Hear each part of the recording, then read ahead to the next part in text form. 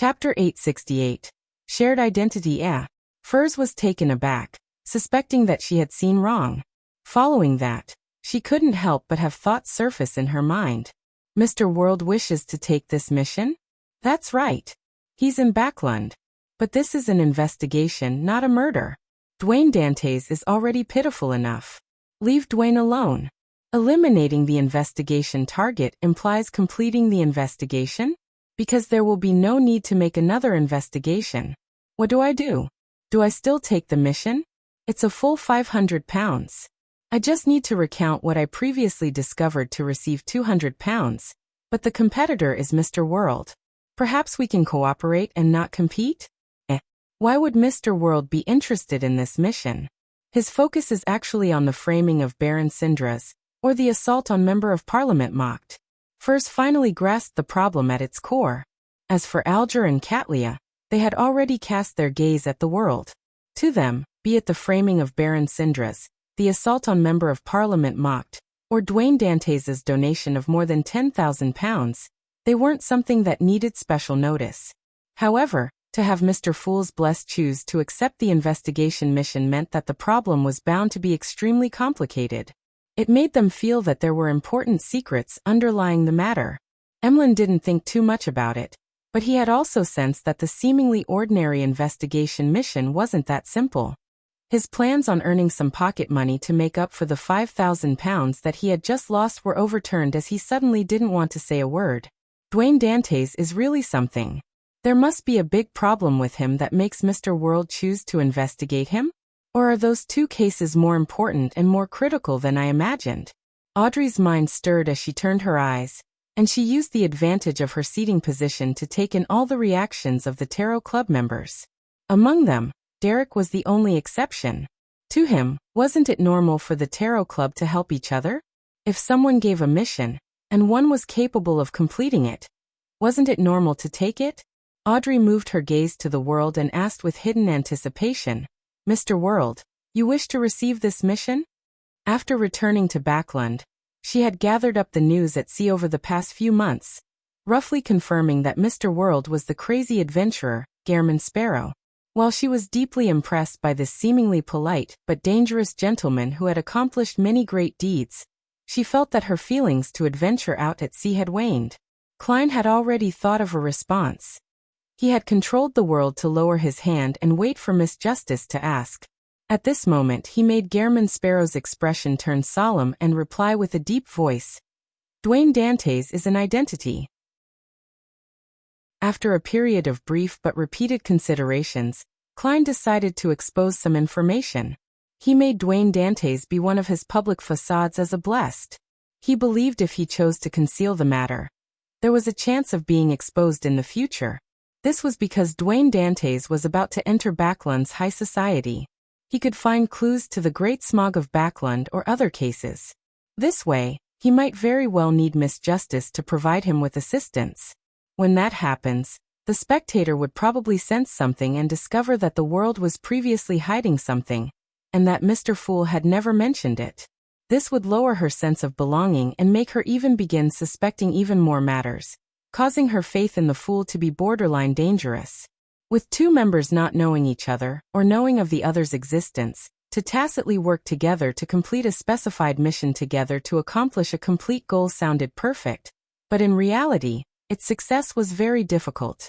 Even more so, there was no way he could fool her. Therefore, most of the time, honesty was more effective and less worrisome than lying. As for why he didn't directly say that Dantes was Gairman Sparrow, it was because Klein didn't wish to leave the Tarot Club members the impression as to why it was the same person again. He didn't want them to have the impression that he was the only blessed of Mr. Fool that appeared. Dwayne Dantes is only an identity? Audrey sharply read between the lines and had a theory. Then, she heard the world simply say, a common identity that me and my companions share. I will occasionally disguise myself as him.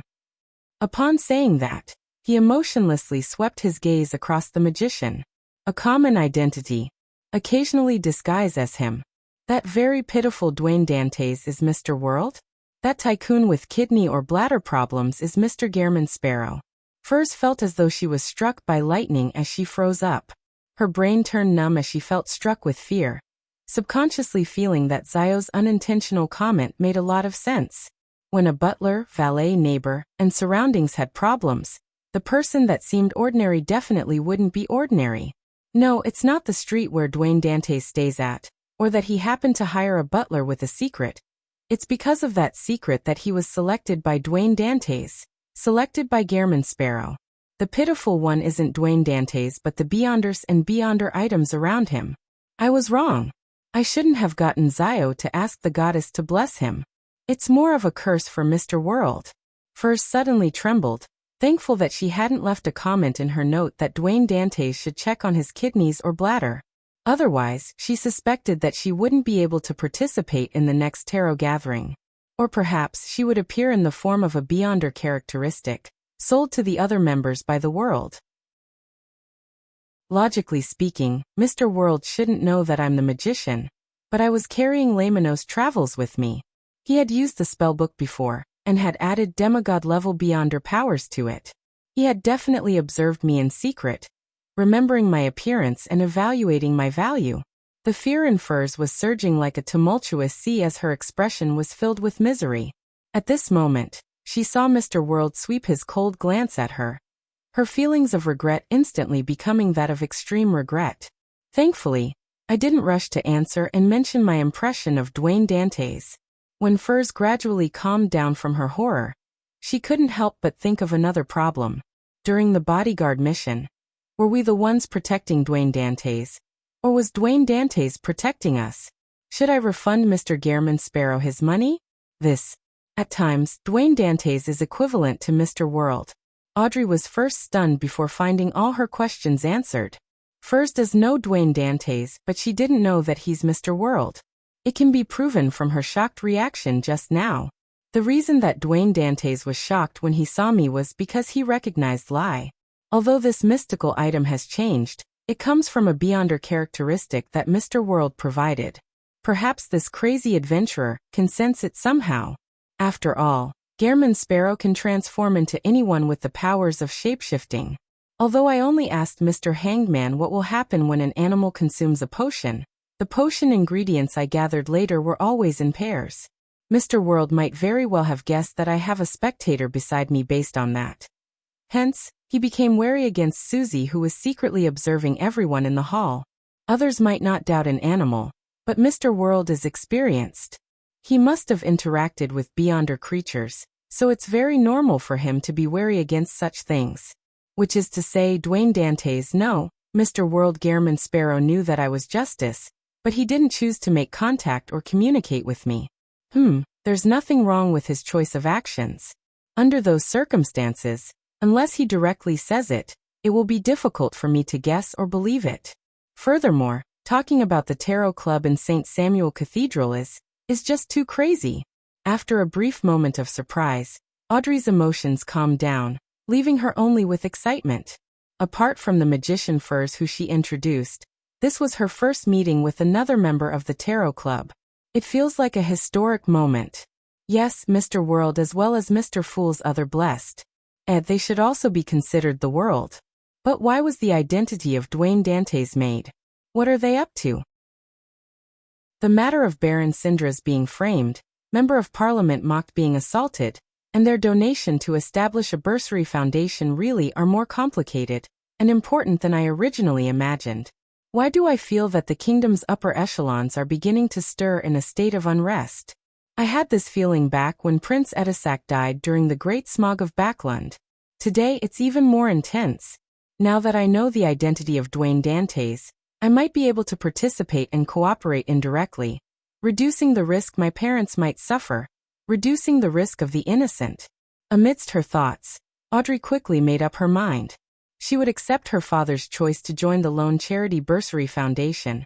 Then she inwardly quipped, wouldn't it be very logical to have Justice from the Tarot Club join the charity foundation established by Mr. World from the Tarot Club? Alger and Catlia weren't too surprised that Dwayne Dantes was the world, that he was the amalgamation of Mr. Fool's blessed. In their minds, another thought flashed through their minds. Something major is about to happen in Backlund. Chapter 869. Report him. Is something brewing in Backlund again? An extension of the Great Smog of Backlund? As Alger and Katlia wondered about the framing of Baron Sindras, and the assault on Member of Parliament mocked, they planned on using their own respective channels to obtain more detailed information to see if they could discover anything abnormal. They weren't in a rush. They had no intention to directly ask the world what his motives or exact plans were. They felt that he wouldn't answer in detail. At best, he would just make a comment. Therefore, they planned to gather more information first to do some preliminary investigations. They would then decide on their subsequent course of action, depending on the exact situation. At the same time, they suddenly realized that the public announcement of the identity of Dwayne Dantes seemed to be a boon for them. As long as they paid attention to news of the tycoon, they could roughly grasp the actions of Mr. Fool's Blessed, and from there, they could provide tacit cooperation or help. And since this was just a fake identity, it could be disposed of the moment any problems were exposed. Similarly, they could be a witness for this identity, making Dwayne Dantes appear more realistic. The simplest example was that if this tycoon had a background at sea, Katlia could provide her crew, friends, and partners the relevant information, making them believe that such a man existed. By the time the official organizations attempted to investigate Dwayne Dantes' origins, they would discover that he did exist and that those matters did happen. After a brief silence, Audrey was just about to answer Mr. World's question when she saw Mr. Moon sit up straight and look to the end of the long bronze table, taking the initiative to ask, "What is this public identity used for?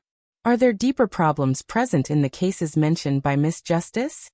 As a citizen of Backlund, Emlyn was quite concerned about his living environment. "Why don't you investigate all these questions yourself? To not be swept into the vortex, I have already exposed myself." Klein lampooned Emlyn and made the world give a deep chuckle. "Of course. It's awaiting further investigation." His succinct answer could be translated in detail to, "The two cases definitely have deeper problems, but that's a secret. I don't plan on telling you. Likewise, don't ask about the purpose of the identity of Dwayne Dantes." Although Emlyn was quite bad at reading people, he could still understand what the world was getting at. He chuckled dryly and leaned back, pretending as though he was very pleased with the answer. When Audrey saw this, she used a second to stop the corners of her mouth from curling up. Then she said to the world, "All right, I understand. Thank you for the information." At this moment, she was further convinced that joining the Lone Charity Bursary Foundation was a good thing for her. In the future, if she were to face any danger, or had any matters she couldn't handle herself, she could inform Mr. World ahead of time. Then she could head to the foundation as per normal, busying herself in the office adjacent to Dwayne Dantes's. If the psychology alchemists have their suspicions about me, or if they use a mission to test me, I'll get them to meet me at the foundation. Dwayne Dantes's image is completely different from the way he acts as the world above the gray fog. Yes, Mr. World is an experienced actor. Also, Dwayne Dantes is a public identity. He won't always be synonymous to Gehrman Sparrow. It's no wonder there are rumors of him liking a wide range of women. A crazy murderer and adventurer like Gehrman Sparrow definitely is a good match with a pure and innocent girl. As a spectator, Audrey couldn't help but imagine that. As for Klein, he couldn't help but lampoon when he heard her reply. "What do you mean, thank you for the information? Shouldn't you be paying £500 in investigation fees? Are you treating it as something shared among members?" He made the world nod without further mentioning the matter of Dwayne Dantes. He then turned to look at Little Sunday. "Do you have Bizarro Baines over there?" The world paused and added, "Perhaps you use a different name to refer to it. In short, it's good at disguising itself, and it has bizarre powers. It's nearly at the demigod level and has a mane I gathered from its characteristic." He deliberately mentioned that it was nearly at the demigod level, not to flaunt the fact to him, but to warn Little Sun that this was a very dangerous monster. However, Alger and Katlia didn't pay attention to this point. As a representative of Mr. Fool's Blessed, it was very understandable for the world to purchase demigod-level materials on behalf of his peers. Besides, even if he was preparing it for himself, it wasn't anything astonishing. Gehrman Sparrow was already a Sequence 5. It was very common for one to gather the ingredients ahead of time. Without realizing it, they felt that Mr. World's advancement from Sequence 5 was seemingly a good thing. Derek thought and said, "It's not among the commonly seen monsters, but perhaps someone might have encountered it before. I will search through the books or help you ask." The World tersely answered and fell silent. After Furs made her request, to buy an ancient wraith's cursed artifact and remnant spirituality, to no avail, the transactions came to an end. Before Mr. Hanged Man could ask the son, Furs stole a glance at the World and said, "I recently had a strange dream. And it was an almost genuine treasure trove, including," she described in detail, "the scene she had seen, and towards the end she said, 'That is the complicated symbol formed from fate and concealment.'" Furs was just about to look towards Mr. Fool to request permission to conjure it when she heard the World say, "Are you talking about this symbol?" The World first made a request before conjuring the symbol. The badge was only the size of an eyeball. On the surface, there were symbols that symbolized fate and concealment. It came from Lenivus, and it was the proof of admission to the Hermits of Fate's gathering. However, Klein had never made any attempts to participate in it before. Furs glanced at it and stammered a reply. Yes, that's it." After she answered it, she realized that Mr. World hadn't only produced the symbol, but he had also produced an item. Suddenly, she came to a realization. Dwayne Dantes had chosen Buckland Street for a reason. Just as she had the thought, she saw the World say with a hoarse voice, "That treasure is a trap." "He does know. Thankfully, I was wise to seek the advice of the experienced." Furs heaved a sigh of relief as she smiled. "Thank you for your reminder." Audrey asked out of curiosity, "Mr. World, what does that symbol represent? Why do you call it a trap?" Klein controlled the World and answered simply, "It represents a bunch of thieves that called themselves Hermits of Fate." Hermits of Fate. Thieves. Alger and Katlia thought as they memorized the two names. Based on their own knowledge, they had a certain guess. The former suspected that it was an organization established by a bunch of marauders. The latter believed that an ancient family from the Fourth Epoch was involved. After some careful recalling, Emlyn White confirmed that he had never heard of such an organization, and he planned on learning more from the upper echelons of the Sanguine. As for Klein, he thought of another problem. That demigod from the Marauder pathway who was sealed deep in the sewers hasn't left Buckland Street as expected. He might be hiding at Hazel's place. Furthermore, this demigod isn't staying put. He actually tried to influence Miss Magician via a dream. This won't do. I can't give him free rein to do as he wishes. I have to eliminate this latent risk as soon as possible. I'll find my dear poet later and warn him. The grandpa inside his body wouldn't be uninterested in a demigod of the same pathway. With this in mind, Mr. Fool, who was leisurely looking at the members, curled his mouth into a smile. Audrey vaguely sensed the emotional changes of Mr. Fool, as she mumbled inwardly. That bunch of thieves who call themselves Hermits of Fate are friends related to Mr. Fool? The talk about the treasure in the dream quickly came to an end. Katlia thought of something and said to the World, "I'll give you the intelligence you want this week." At this moment, she was a little curious as to why he needed information on West Balam. However, she wasn't the sun or the moon who would ask the moment they didn't know something. She was more accustomed to do a search for clues first. "All right." The World nodded. Klein sighed inwardly. With this secret organization, many things were indeed much simpler. Seeing that he had nothing else to say, Alger turned to look at the sun. "Have you figured out the matter regarding your former chief's mausoleum?" Derek said, somewhat ashamed. "I just made 2 friends." As a Beyonder from the Sun pathway, he won less than 1 in 10 matches when in combat at the training field. After suffering plenty of beatings, he finally established a relationship with his former acquaintances. However, the ones he could call friends only numbered 2.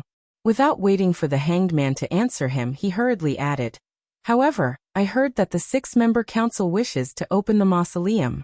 Regardless, they wish to retrieve the characteristic at the very least." In the City of Silver, no one felt that such an operation was problematic.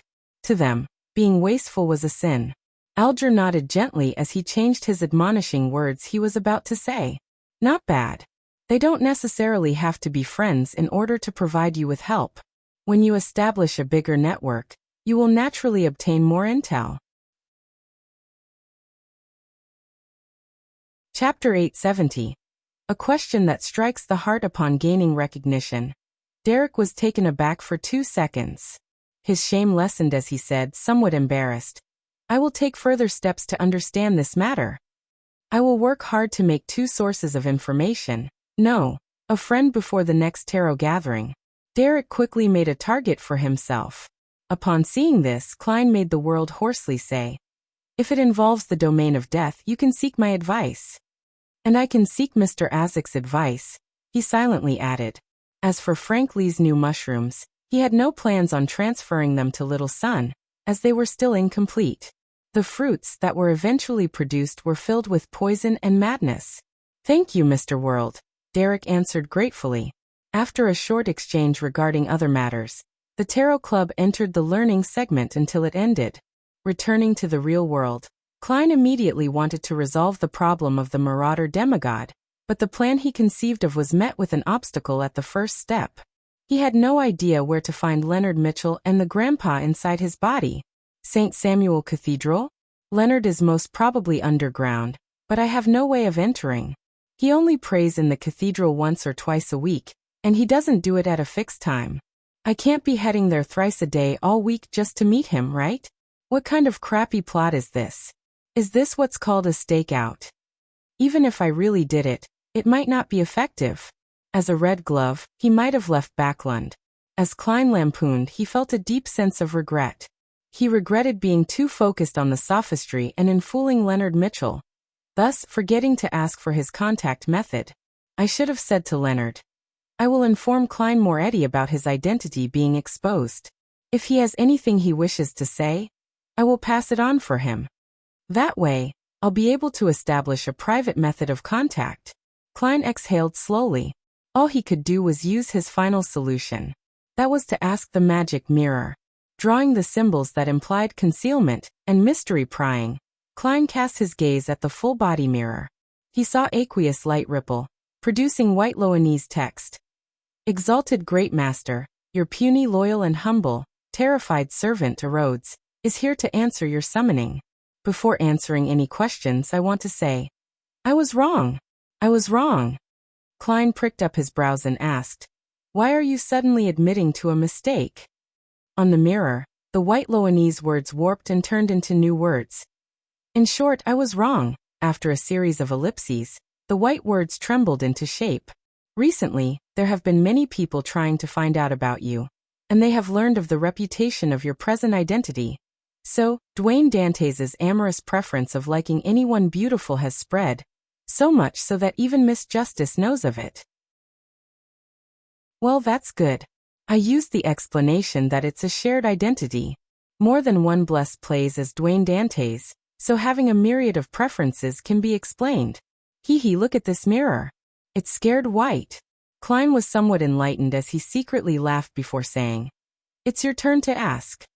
The full-body mirror's words remained white as it formed new words. "Will you forgive me? No, I mean, are you willing to watch my subsequent performance?" This attitude, Klein sked inwardly and said with a sullen expression, "Work hard." "Yes, great master." The mirror surface's ghastly white words bloomed with silver light. "Since you have summoned me, do you have a question to ask me?" Klein nodded. "Yes. Where will Leonard Mitchell be living in the next few days?" The silver marks distorted quickly, forming new words. 7 Pinsta Street. Beneath the words, the aqueous light rippled, forming a scene. It was a terrace house numbered Unit 7. There was a black-haired, green-eyed youth just about to get his keys. It's the same old place. There hasn't been any change. If I were to pay a visit directly, it will sully Leonard's impression of Dwayne Dantes. It will be quite a step down. Get Emlyn White to go. Leonard has probably figured out that the vampire and Sherlock Moriarty, who is also Klein Moretti, have ties. The current problem is that it's hard to determine that Grandpa's stance. I have no way of confirming his true motives. Giving him a big gift based on his present state might not be appropriate. Perhaps it will bring extreme danger to Leonard. As it doesn't involve myself, doing a divination above the gray fog won't be effective. Thoughts arose in Klein's mind as he changed his plans. Compared to directly informing the grandpa in Leonard's body about the marauder demigod, using Pallas Zorost's or Amon's name to warn the target to force him to leave the area was a milder method that led to fewer repercussions. Of course, the premise is that I don't expose myself. Klein pondered for a few seconds and asked again, where is the demigod beside Hazel mocked hiding? The mirror's surface had aqueous light ripple out as the scene changed. On a thick carpet with beautiful embroidery, there was a small leather sofa. On the surface of the single-seater was a white, furry cushion. In the middle of it was a gray rat. Compared to its kind, its eyes were closer to dark red. Rat? That marauder demigod has parasitized a rat? And he's sleeping inside Hazel's room in broad daylight? He got himself what looks like a very expensive cushion. He had to transform into this because I foiled his plans? Klein was surprised before he felt a little amused. The scene fixed as silver lines surfaced. Great master, what other instructions do you have for me? Very sharp. Klein tersely answered and said, use the mirror in the room to warn that demigod. Tell him that all around this street there is an angel from the marauder pathway with ill intentions plying it. Furthermore, blasphemer Amon might come at any time. All right, master. I'll do it immediately. The words on the mirror sparkled. In Hazel's room, the gray rat felt his spiritual perception stirred as he hurriedly stood up and cast his gaze on the full-body mirror in the room. On the surface of the mirror, words that seemed to be written with fresh blood that had yet to coagulate appeared. Leave this area. The gray rat's gaze froze for a second as it fell silent for a moment. Why? The blood seemed to flow as the words spread out and formed new words. The surrounding area has an angel from the marauder pathway in urgent need of replenishment plying it. This pathway is the nemesis of all high-sequence beyonders. Blasphemer Amon is rushing over. I'm warning you because I do not wish for them to benefit. The gray rat squeaked softly before asking in a deep voice, who are you? It was extremely frustrated that the strength it accumulated would often be forced to be drained. Otherwise, it could use astromancy to confirm the situation. The full-body mirror which had dimmed at some point in time suddenly had bloody words appear again, presenting new information. I've already answered one question of yours. Based on the principle of reciprocity, it's my turn to ask. Following that, a new line of bloody red text appeared underneath. After you hurriedly parasitized a rat, you should be influenced by the body's construct and hormones. Now which entity will make you have the desire to mate? Female human, female rat, male rat, or all of the above? Please answer. At this moment, Hazel cracked open the door. And for some reason, the gray rat inside didn't notice it, seemingly affected by something. The door opened slightly again as Hazel discovered that the entity who claimed to be a demigod that existed in legends was staring at the mirror in a daze. It seemed infatuated with its present appearance. A gray rat. Hazel's brows twitched slightly as she subconsciously paused her action of opening the door. Then, she saw the gray rat's body tremble, its red eyes effusing a clear murderous look. Stop fooling around with me, the gray rat growled. It turned its head to leave the room, but invisible chains suddenly bound its rat's body. This strength wasn't anything for it to fear when it was in its optimal state, but now, everything it had accumulated had been drained. The latest action was to infuse a dream to the Beyonder bodyguard whom Dwayne Dantes had hired. Boom! A thick silver bolt of lightning descended down from the sky, smiting the gray rat. The scene before Hazel's eyes turned blinding white as she couldn't see anything. Immediately, her vision recovered as she found the gray rat on the ground, charred black. Its limbs were twitching. Chapter 871. Director, what happened? The sudden change made the inexperienced Hazel momentarily lost as to how to react. She stood there in dazed silence for a few seconds before pushing open the door and rushing in. When she arrived beside the charred rat, the existence that claimed to be a demigod rolled in a fit, speaking with a calm tone. You forgot to close the door. Ah! Hazel first wore a blank look before realizing that she had failed to close the door like she usually did, because of her eagerness to access the situation. Doing so prevented the maids from peeping in. With the rat appearing fine, Hazel pursed her lips and turned around, walking back to the door. During this process, she didn't forget to glance at the full-body mirror. She saw that everything in it looked normal without any problems. It clearly reflected everything in the room. There weren't any additional people or objects. As the door clicked shut, Hazel asked, "Teacher, what happened just now?" The charred rat looked at her sidewards as it cast its gaze beyond the window. In the world of mysticism, anything that involves supernatural power is filled with danger. You can't be too careless. I had tried to use the mirror to do a divination, but I ended up garnering the attention of an unknown existence. After an intense struggle, I finally resolved the problem and prevented the danger from spreading across the street. The rat spoke fluently without any stammering or hesitation, as though being struck by lightning was something trivial. "Is that so? Why didn't you warn me of such matters in the past?" Hazel couldn't help but frown, as she could smell the mixed smell of charred fur and disintegrated fat. Without waiting for her reply, the rat turned to face the balcony and said to her with its back towards her, "My physical condition has deteriorated as a result.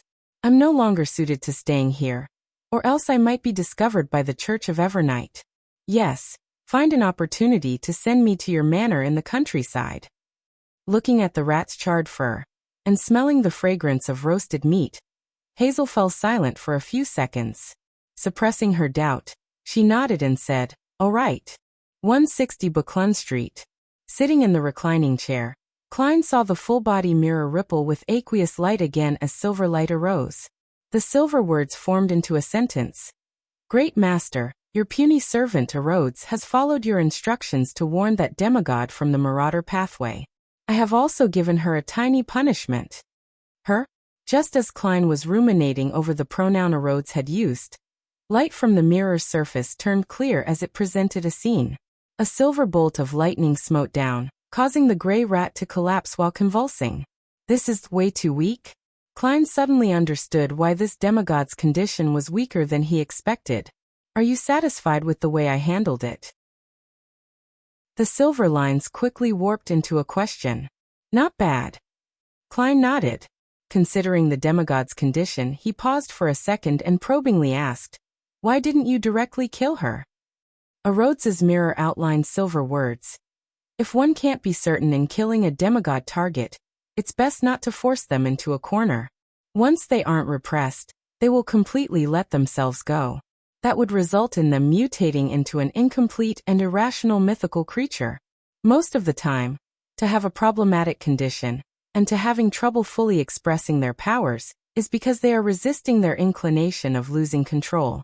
I am not here in my actual form, so all I can do is deal a small punishment." When the final line appeared, the full-body mirror's aqueous light shimmered. Klein suddenly had the feeling that a creature was looking at him with widened, watery eyes. He didn't respond towards that, and instead nodded. "That's it for today. I'll summon you again if there's anything else." "All right, Master." The mirror immediately produced a hand-waving emoticon. After cleaning up the room, Klein finished his afternoon nap and left the master bedroom. Before long, the white-gloved Walter came to the third floor and entered the half-opened room with the balcony. He said to his employer, "Sir, the church has sent a letter. They've invited you to be a director in the board of directors for the Lone Charity Bursary Foundation. You can choose to directly take up a post there to receive a sizable salary, or you can choose to take on a symbolic role. You will only participate in the discussion and vote when handling major matters. The church sure is efficient. It has already set up the framework." Klein thought and felt that since he had already donated more than £10,000, there was no need for him to claim a salary. It was better to not expect anything in return as he deliberated. "I'll take on a symbolic role. However, I wish to participate in some of the actual operations of the foundation in the future. I wish to contribute further to spread aid to help more people." "I will inform the church of your thoughts," Walter seriously replied. "If you have nothing else, it's best you head over on Wednesday morning to witness the official establishment of the foundation." Dwayne raised his porcelain cup and drank a mouthful of black tea. "Okay." On the Golden Dream, Danitz sat in front of the deck, worriedly looking at the azure blue sea that was churning with waves. After being urged once by Gairman Sparrow, he felt that he couldn't delay any further. Otherwise, he might become a bounty at any time. I don't want to become a pile of cash while I'm sleeping. So what if I'm suspected? Danitz gritted his teeth and mustered his courage. He passed through the cabin door and headed straight for the captain's cabin. Being unable to find Anderson Hood in a short span of time, he could only ask Vice Admiral Iceberg Edwina Edwards. After reaching his destination, Danitz took 3 deep breaths and raised his right hand, prepared to knock on the door. At this moment, Vice Admiral Iceberg's voice sounded from inside. "Please come in." Danitz's right hand paused in midair as he forced a smile and entered. He saw that his captain was sitting behind a desk, holding a dark red fountain pen. He had no idea what she was writing. "Captain, I have something I'd like to consult you about." Danitz came over and bent his back slightly as he said with a smile. Edwina put down her fountain pen and pulled at her sleeves that were laced with flowers. She glanced at Danitz and said, "You wish to ask about West Balam?" "Ah." Danitz's expression froze. "The captain already knows? It must be those bastards in Dog's Hit like Beryl and Iron Skin. They told Captain about it.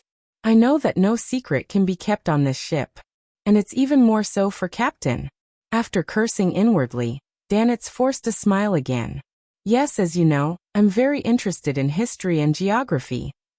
Edwina's limpid eyes moved slightly as she looked out the window. "This is international politics." Without waiting for the stiff Danitz to find another excuse, she continued on. "In West Balam, there are cities managed by the Loanese, valleys belonging to Intis, native generals who are supported by loan, and tribes who follow Intis orders. There are also powerful independent states who rely on the requirement that both nations are balanced. They are secretly connected to the different factions of the numinous episcopate, and are in a rivalry with those who claim to be the descendants of death. In addition, the Rose School of Thought and Fasak Empire have a deep influence on West Balam. On the surface, none of the factions belong to them, but in fact, many of the generals and tribal chiefs have submitted to them. Among them..." Danitz listened in surprise before he lowered his hand suddenly with a dry chuckle. "Captain, I need to take notes. Or else there's no way to memorize this." Edwina, who had been interrupted, wasn't mad. She pointed at the fountain pen and paper on the table. "That's a good habit. I believe Gairman Sparrow doesn't wish to receive erroneous information." "Ah." Danitz was stunned once again. "West Balam sure is chaotic. It's difficult to even tell which backing faction that a medium-sized warlord belongs to, or who he's supported by. The Rose School of Thought has a very strong influence there. That means a sharp rise in risk for me." Klein had quickly scanned through Danitz's letter after receiving it from Miss Messenger Rionette Tynker. It made him believe that he shouldn't head to West Balam alone unless Mr. Azik accompanied him. Chapter 872. Results of Mediumship. Watching Miss Messenger leave, Klein glanced at the letter in his hand and considered the problem of West Balam again. He believed that he needed to make preparations in case that Mr. Azik wouldn't reply to him in the next month. That also meant that when July came, he might very well have to head to West Balam with a few military personnel, without the Death Consul's protection. If that happened, the shadow of the Rose School of Thought would ultimately hang over him. 2 choices. If I confirm that it's extremely dangerous, I'll directly abandon my identity as Dwayne Dantes. On the contrary, I should seriously consider a customer list. I will not have myself involved in any faction that's suspected to have ties with the Rose School of Thought. I might as well set a target first to make any unexpected developments be controllable. The information provided by Danitz likely comes from Vice Admiral Iceberg. The 2 native generals mentioned seem rather special. The other factions, regardless of the reason, will have a note of their ties with Lone, Intis, Fasak, and Fainapotter, or the various inclinations of internal factions that form a counterbalance. Only for them, there is no mention of foreign countries other than the point about receiving support from the numinous episcopate. Klein read the content from beginning to end as he vaguely figured something out. He had his initial suspicions that the 2 native generals were related to the Church of the God of Knowledge and Wisdom. The reason why Edwina didn't make any note was to deliberately point out their uniqueness, telling Gehrman Sparrow that they were targets to cooperate with. This way, she didn't need to worry that there would be a leak from Danitz, as there was no information to leak other than a hint. May Sanchez Catamia.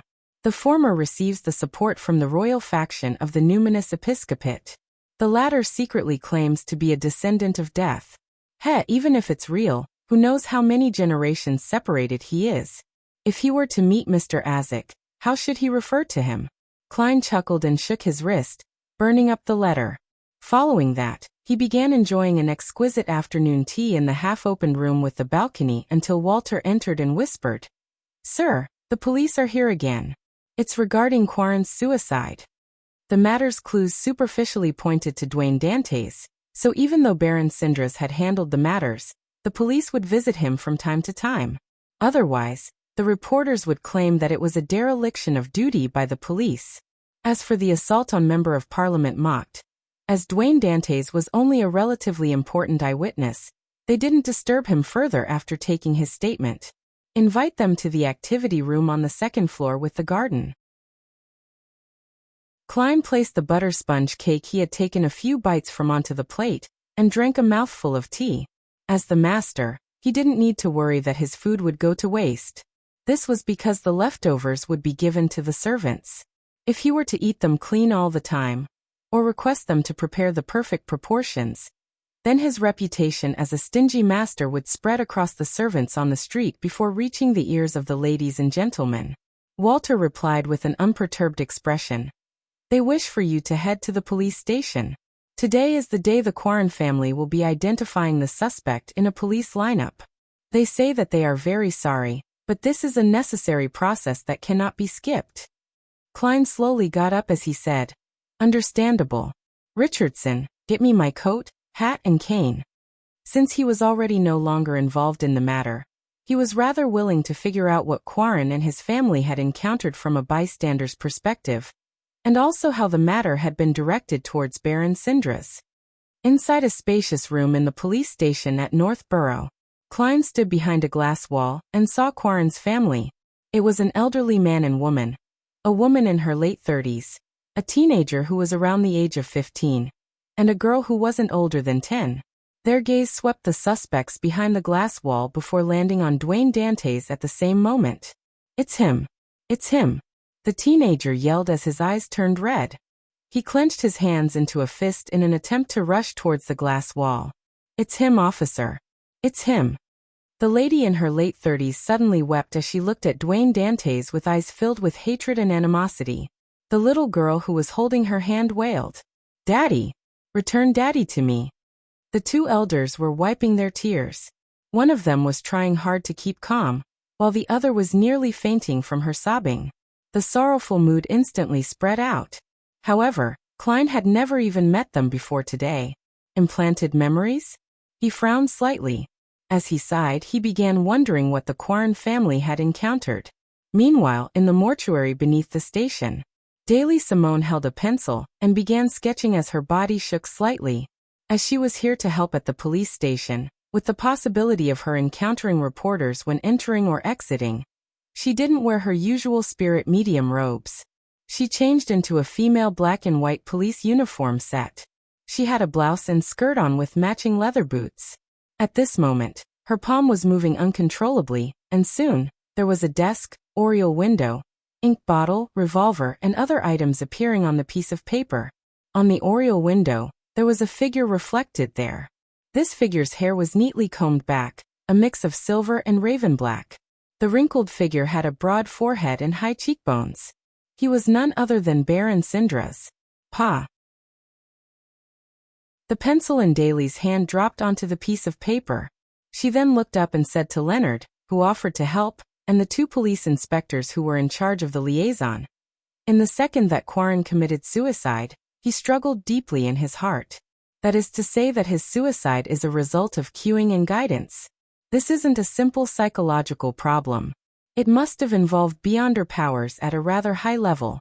And this contradictory struggle resulted in his emotions breaking down, suffering an explosion from his spirituality. Before his death, he would restore the truth to a certain degree. This is the scene that's fixed in his eyes. The high-ranking inspector beside her furrowed his brows.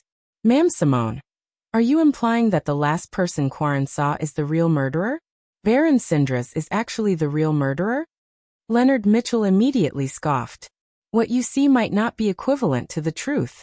You might not understand it if I call it an illusion, but if I'm a murderer, I can find a person that looks like Baron Sindras so as to make him appear inside the room before Quarren committed suicide.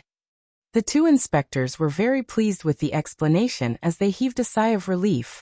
We've already arranged for Quarren's family to pay a visit.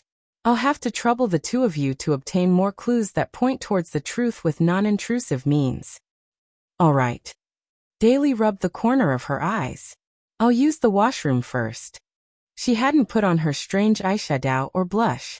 Apart from her skin appearing rather pale, she didn't have that uncanny look to her. Furthermore, she seemed younger, looking more like a woman in her 20s than 30s. Her eyes were bright, and she had beautiful facial features.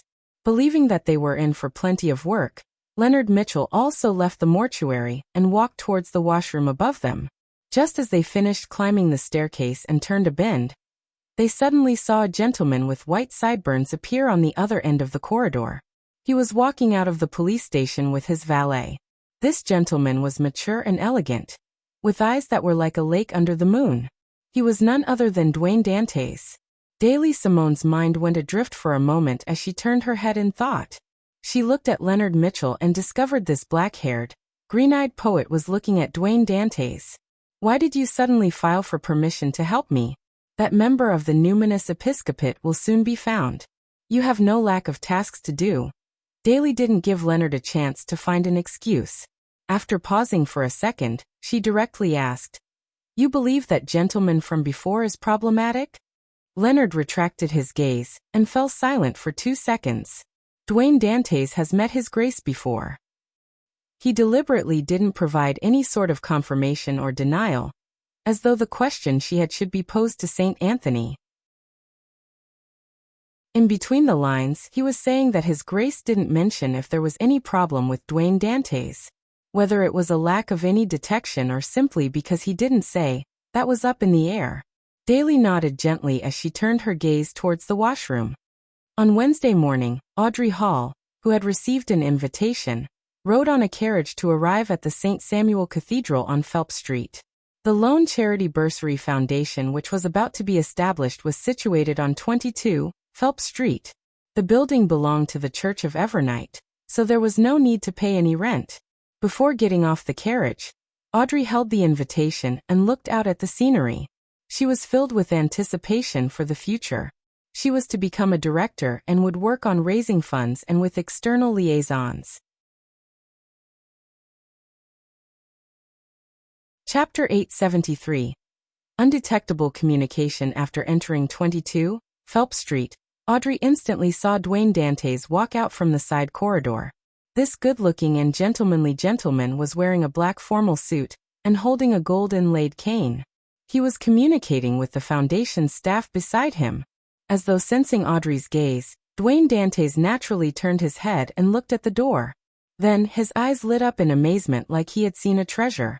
Following that, he smiled and gently nodded as a greeting. Audrey returned with a smile and nod that wasn't a breach of etiquette in any way. She then followed the Lone Charity Bursary Foundation's staff that came to escort her, and walked up to the second floor. During this process, although she didn't look in any other direction, but be it the talent of a woman or her instincts as a spectator, they told her that Dwayne Dantes's gaze kept following her figure in secret until the wall beside the staircase blocked his view. Impeccable acting.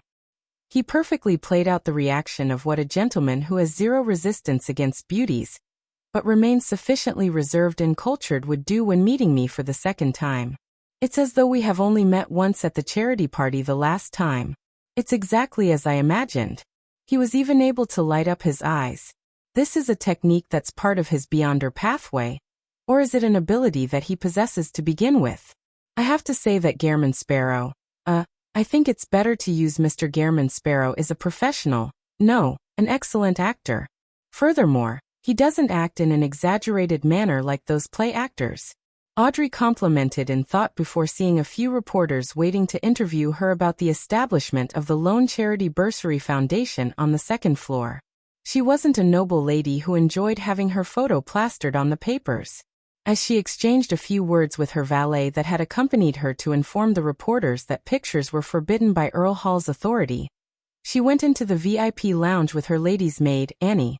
Earl Hall was friends with the owners of a few publishing houses, and had made the corresponding investments to acquire quite a bit of their shares. If Audrey so wished, she could exchange some of the estate she received in order to create a sizable publishing house. In the VIP lounge, Audrey, who didn't find it appropriate to bring her dog, greeted the children of the rich and aristocracy, as well as the church's clergymen. She habitually found a seat where she could see everyone, and she waited until the opening ceremony began, and for the first board of directors meeting to begin. She surveyed the area and said to the female staff that was in charge of escorting her, "Lovisa, this is my first time joining in the actual operations of a charity organization. I wish to know what we should do." The lady named Lovisa was still in her 20s. She also had blonde hair with somewhat rough skin and tan freckles. However, her smile was brilliant, making her rather affectionate. Upon hearing Audrey's question, Lovisa introduced without holding anything back. "The current plan is to not be too eager in widening the scale. We will start mainly with Backland and reach deep into the public primary schools, weekday schools and night schools, promoting the bursary to all the students and let those in need to apply to us. After the application, we will organize a committee to do the exact audit.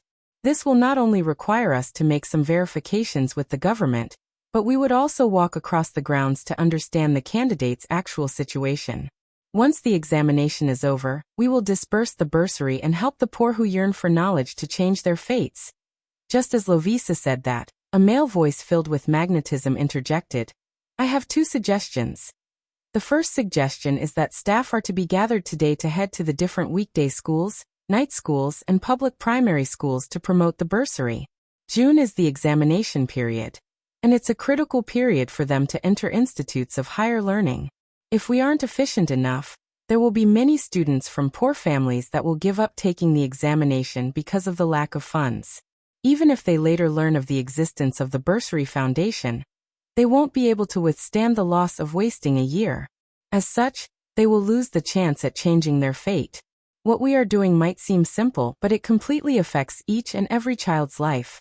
Therefore, we need to begin quickly and not waste any time." The person who was speaking was none other than Dwayne Dantes, who had just entered the lounge. He expressed his thoughts with a warm but serious expression. "All right, June is the examination period. Be it entering grammar school, or the preparations to enter university, as well as the various technical schools to gain experience in their profession. This is a critical period. Once they give up the entry examinations this time, they will have to wait till next June. I actually forgot this. Ma'am Lovisa and the foundation staff seems to have missed this problem." Mr. Dwayne Dantes actually noticed such a detail, and had considered those children who are so close to giving up their dreams.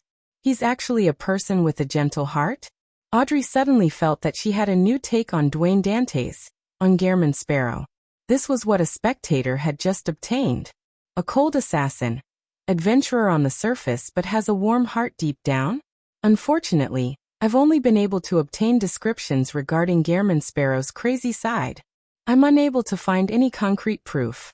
Audrey blinked as she carefully listened to Dwayne Dantes' suggestions. Second suggestion.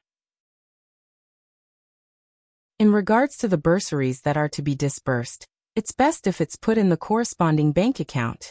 When school fees need to be paid, they can bring their documents to us to apply for a withdrawal. For relatively cheaper board and lodging, things don't have to be that troublesome. They can obtain a fixed sum of money every month or week. This is to prevent the applicant's parents and siblings from spending the money. To a poor family, this is an irresistible temptation. Similarly, an account corresponds to one person. No matter who is withdrawing it, the person has to be present. This can effectively prevent people from suffering from the trial of greed. Having said that, Klein pressed his palm to his chest and said to Audrey and Lovisa, "Sorry, pardon me for barging into your conversation." Audrey smiled and said, Mr. Dantes, your suggestions are excellent. You have opened my eyes to matters that I never considered before. The only problem is that what you say to us is meaningless. I'm only listening to Ma'am Lovisa's introduction. Lovisa smiled and said, Yes, you should mention all of these at the first board of directors meeting. Don't you see me deliberately coming over to convince Miss Audrey first? With Justice's part in this, I can ensure that there will be no objections from the board of directors. Otherwise, it might easily be tabled or altered by someone using some excuse such as lacking manpower. Klein made an enlightened and regretful expression as he rubbed his palms slightly. Look at me, being all anxious about these matters and forgetting my place. Ha ha ha. Sometimes, I just wish that things will be made into reality once I'm given the chance. Mr. Dwayne Dantes's acting is a little exaggerated. He should know that he can't fool me. Oh, he's doing it deliberately to communicate with me ahead of time without leaving behind any traces. He wants me to support him. Audrey instantly read his thoughts as her smile turned clearer. Although she hadn't communicated with the world ahead of time, she believed that she would support this tarot club member of hers. However, being able to exchange some ideas ahead of time left her rather happy. This was because she felt that he was treating her as an equal. After forgiving Dwayne Dantes's recklessness and watching the man walk to the table with beverages and pastries in the lounge, Audrey looked away and said to Lovisa, What I'm responsible for is to raise funds at different occasions, and to communicate with the government and parliament. That should be a simple matter for you, Lovisa answered frankly. This was also why the church's charity department didn't object to Audrey Hall's participation. In fact, they were very supportive of it. Audrey nodded in thought and said, If I have the time to spare, can I join you in visiting the different schools for the promotions, as well as the examination of the candidates? Lovisa was originally unwilling to agree, worried that the environment wasn't suitable for Miss Audrey. But when she saw her clear green eyes and took in her request that she couldn't resist, her heart softened. She felt that such kindness shouldn't be stopped. It wasn't to be isolated from the reality of the lower class. If Miss Audrey sees true misery and ugliness, and is still willing to help the pitiful people, she will definitely be able to be of greater use. It will prevent the higher-ups from always formulating unrealistic measures. Lovisa quickly found a convincing reason, as she sighed and smiled. No problem. However, you won't be able to wear such a dress or wear any jewelry. What do I do with Lai? Turn it into a bracelet and hide it under my sleeves? Audrey thought as she replied with a smile, All right. With Miss Audrey Hall's support, the Lone Charity Bursary Foundation's first board of directors meeting ended perfectly after its establishment. Klein returned to 160 Buckland Street in a good mood. Following his usual habits, he entered his master bedroom at around 2 to have an afternoon nap. In his hazy dream, Klein suddenly jolted awake and sensed something. Someone was attempting to infiltrate his dream. Who is it now? I'm even getting disturbed in my afternoon naps? As Klein mumbled, he made the dream transform into the half-open room with the balcony. Then he saw the black-haired, green-eyed Leonard with his unkempt clothes somersault through the window. Does this fellow not know how to use the main door? Why is he suddenly here? I should remember to get his contact method. Klein sat in his reclining chair, feeling peeved and amused. He looked at the poet with a leisurely expression and said, This is an impolite way of visiting me. When Leonard heard that, he bowed in a manner that lacked standards. Mr. Dantes, I have something I would like to consult you on. Consult? That's a nice attitude. Also, it doesn't seem to be anything major. Klein secretly tskeed as he said, What's the matter? Leonard grabbed a seat and deliberated before asking, You were embroiled in Quarren's suicide. Who do you think the real murderer is? If I wanted to know, I would have thrown out Frank's mushrooms. However, I can't say that I've no idea at all. That just lowers the impression he has on me. Klein was very accustomed to such situations, so he expertly laughed and instead of answering asked, How were your investigations?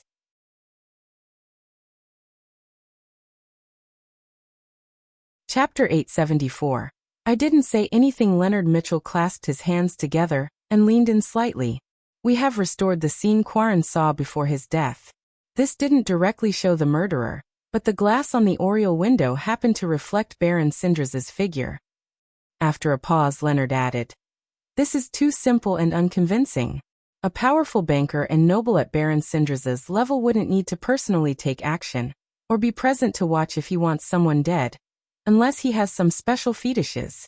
And as you know, there are many ways to replicate such scenes, be it via an illusion or disguise."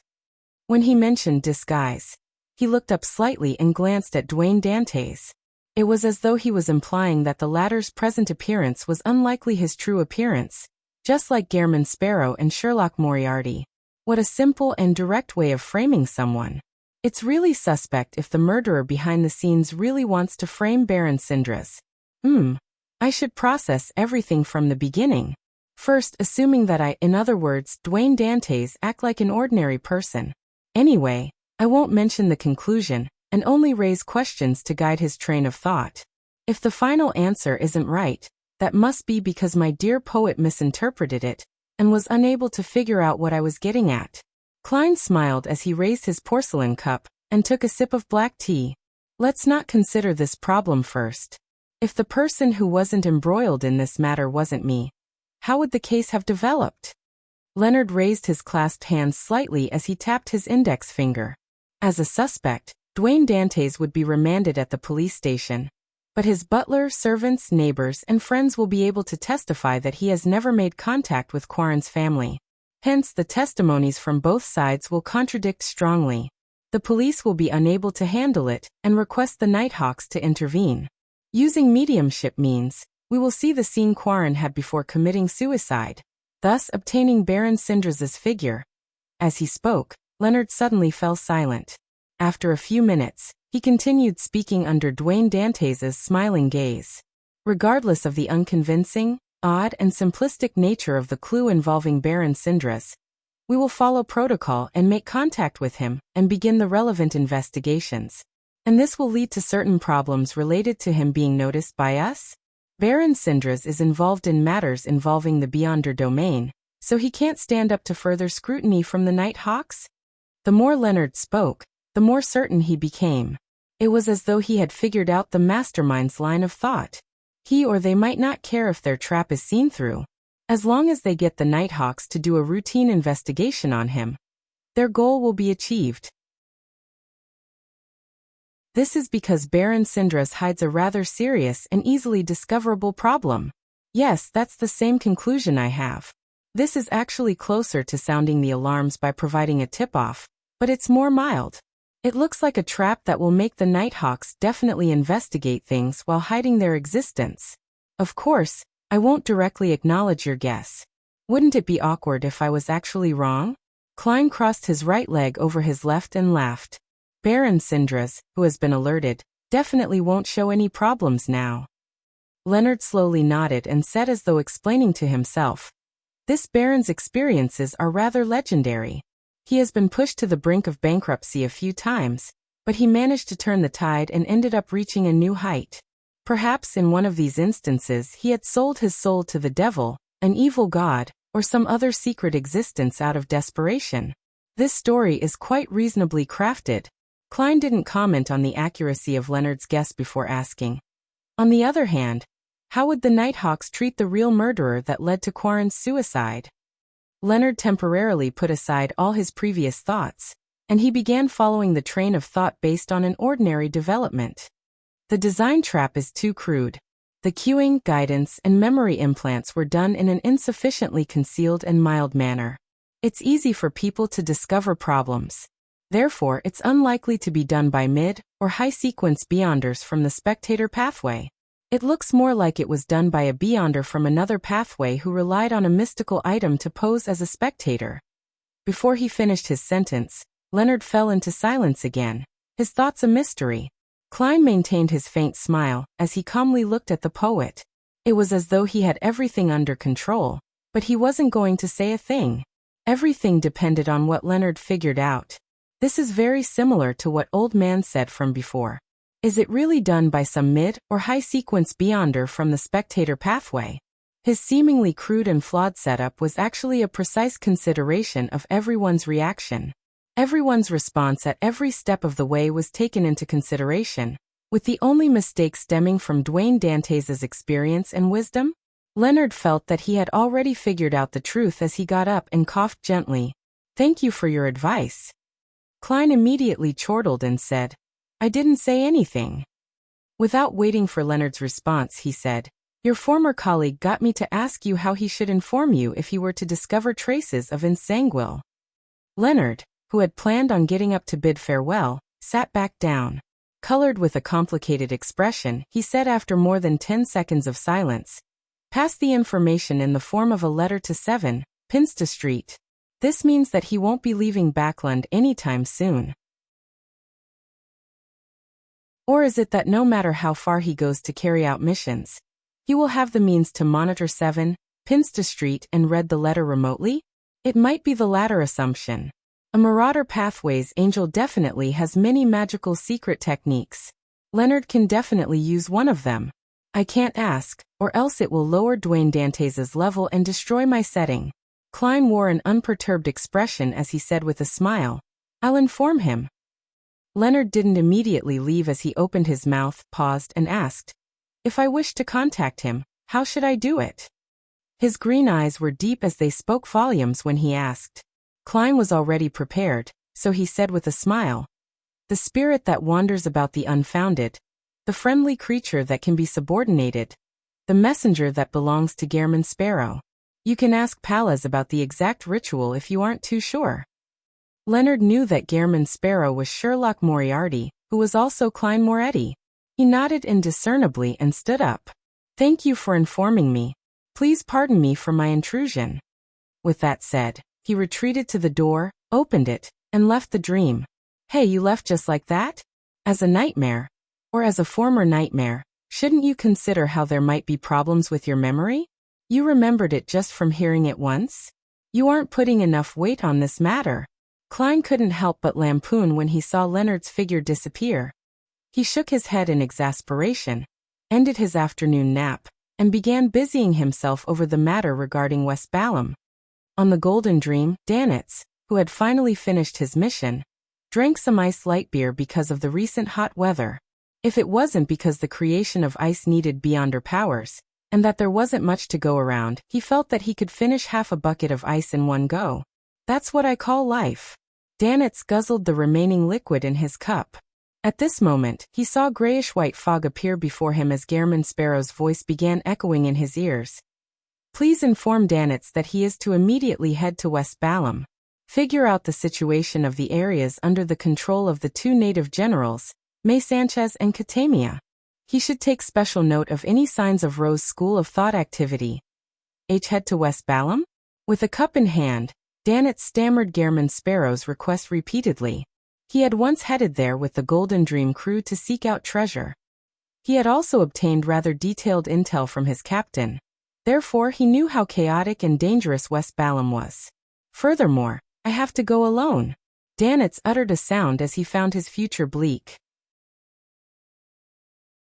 Primitive forests with all kinds of hidden and terrifying creatures, native tribes who believed in death and had all sorts of peculiarities, paths filled with bandits and rebel armies, villages with wraiths and shadows haunting them, and cities that had gunfights or even beyonder battles surfaced in his mind. "No, I have to say no to Gehrman Sparrow. Say no. He should at least send me a helper." Ordinary people can survive in West Balham and become rich, having their own manners. This means that it's not as horrifying as I imagine it to be. I'm just frightening myself. Besides, Gehrman Sparrow just requested me to figure out the situation, not to contact anyone. Danitz quickly forced a smile and requested Mr. Fool to inform Gehrman Sparrow that he would immediately take action. Then, following Gehrman Sparrow's instructions, he set up a bestowment ritual to pray to Mr. Fool. When the ritual came to an end, he saw an illusory door open. A dark golden sunbird-shaped brooch flew out, landing on the altar. Sunbrooch. In the southern continent, in a kingdom once ruled by death, the sun pathway was one of the most effective beyonder pathways. Directly giving me such a precious item. It's not bad working for Gehrman Sparrow. However, he said something about it being borrowed. Danitz picked up the brooch and felt his surroundings turn hot and humid. After handing out a mission to Danitz, Klein was just about to open the door to instruct Richardson to get him a cup of iced water when he felt his spiritual perception trigger. Immediately, he activated his spirit vision and saw Rionette Tinker walk out of the void. She held the 4 blonde, red-eyed heads in her hand, with one of them having a letter in its mouth. "Who's it from? Leonard?" Klein reached out his right hand in suspicion.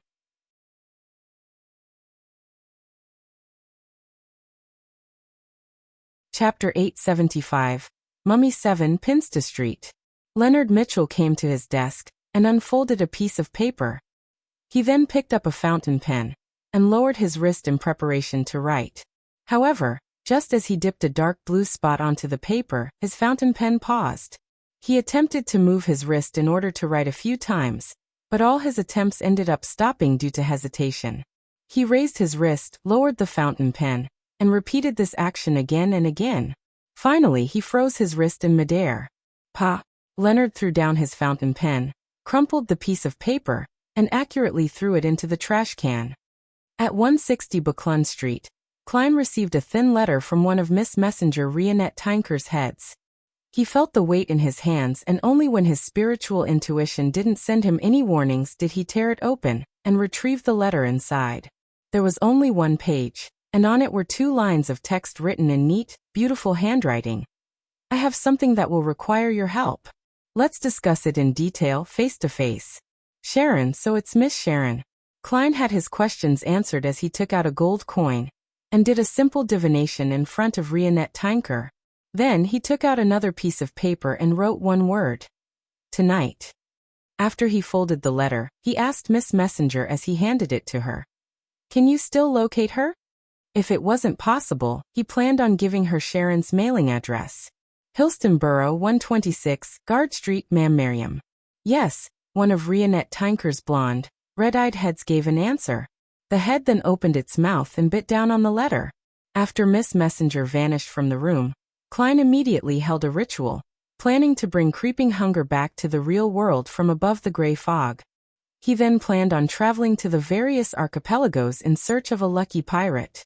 Creeping Hunger hadn't been sealed yet, so it still required feeding once a day. All Klein could do was barely use it, feeding it whenever he needed to use it. He would then throw it back above the gray fog when the next feeding time was at hand. He wasn't planning on making up for the difference. "If Creeping Hunger dares to make a fuss about it, I'll feed it mushrooms." After ending the ritual and clearing up the scene, Klein wore the thin human skin glove, turning his body translucent until he vanished from his spot. He had his dinner, and after waiting for Creeping Hunger to finish its howling above the gray fog, Klein went to retrieve it by using the excuse of having an upset stomach to enter the bathroom.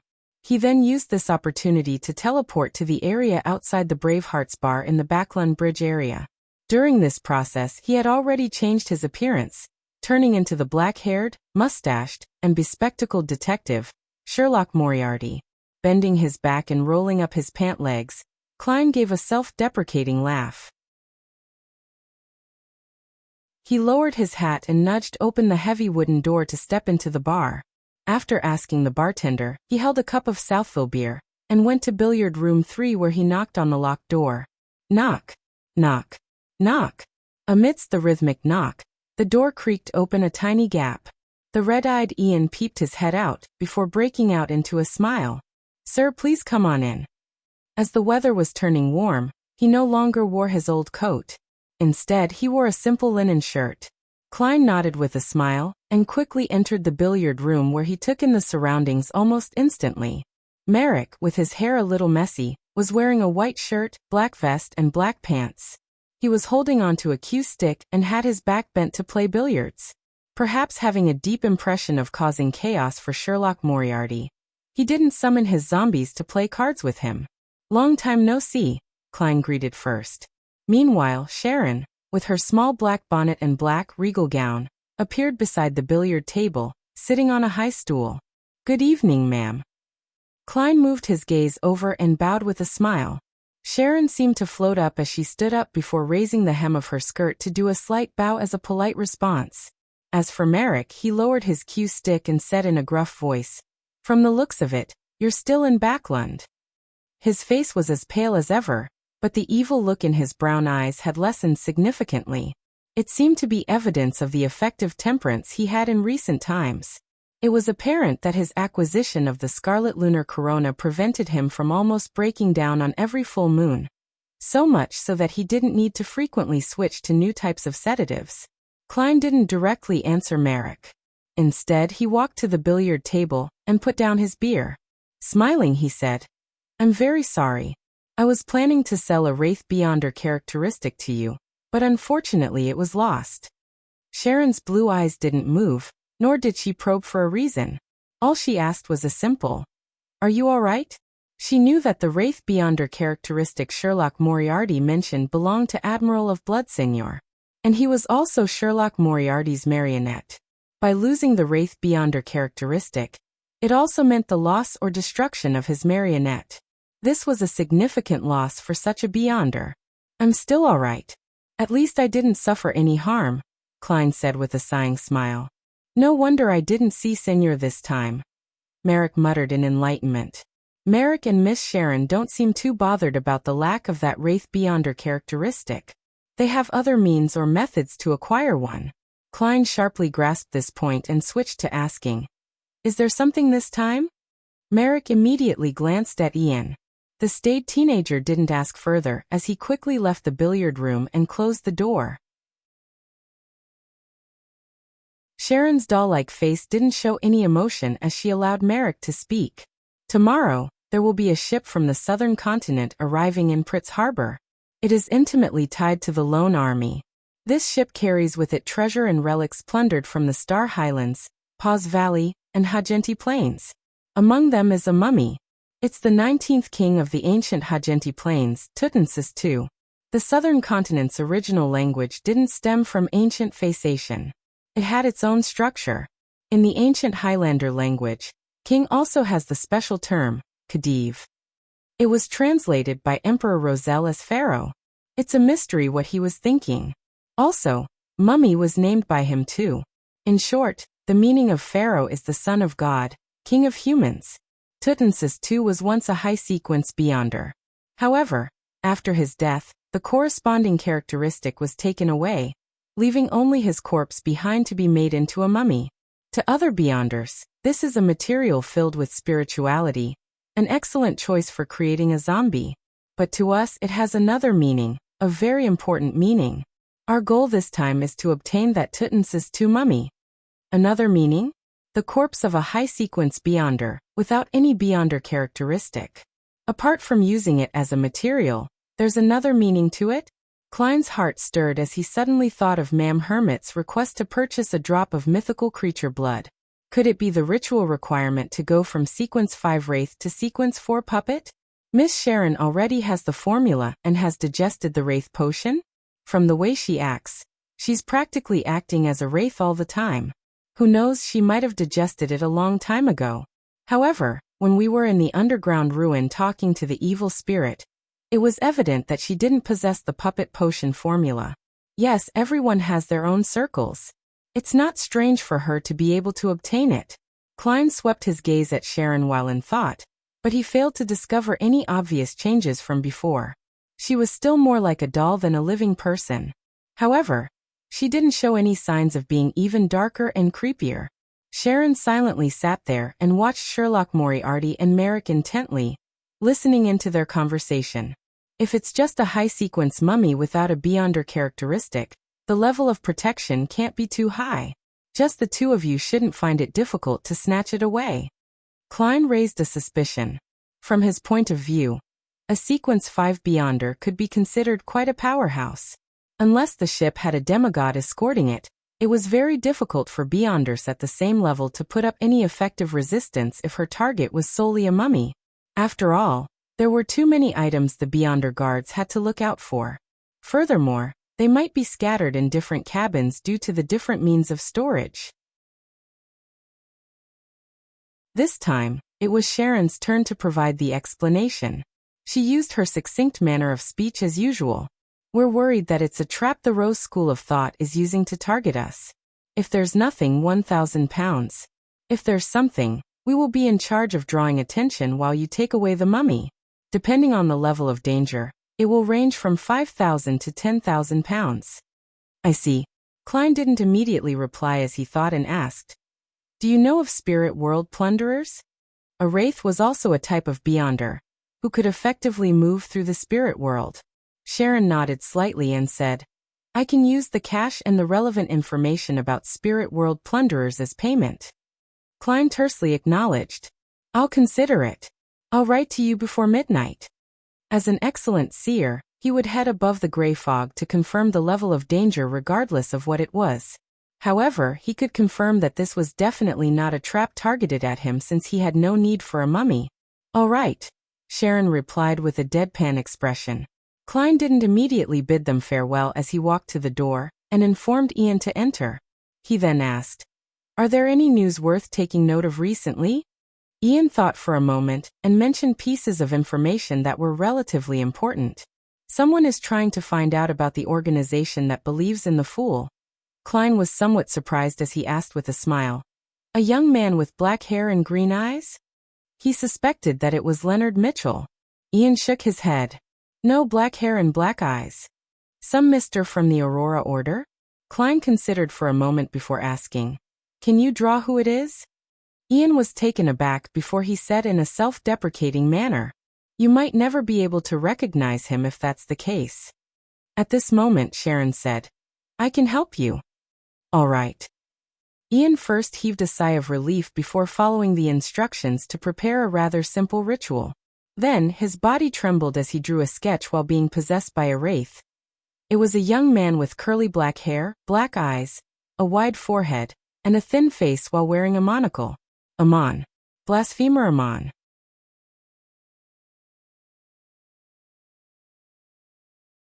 Chapter 876. Art of Diverting Trouble Amon.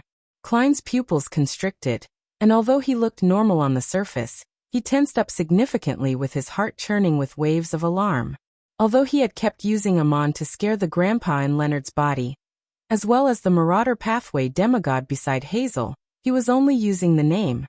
He never expected that this blasphemer, a king of angels, would arrive in Backlund so quickly. He was even looking for the organization that believed in the Fool. In fact, although it's surprising, it's understandable.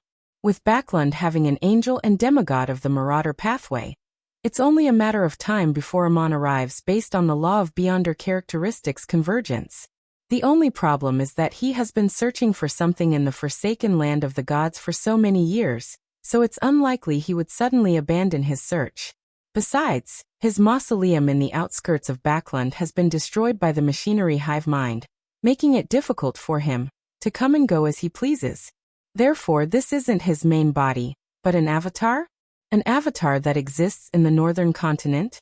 An angel of the Marauder Pathway should be good at using worms of time to create avatars. Amon must be stronger than them. Klein's thoughts raced as fast as lightning as he gradually came to a certain conclusion.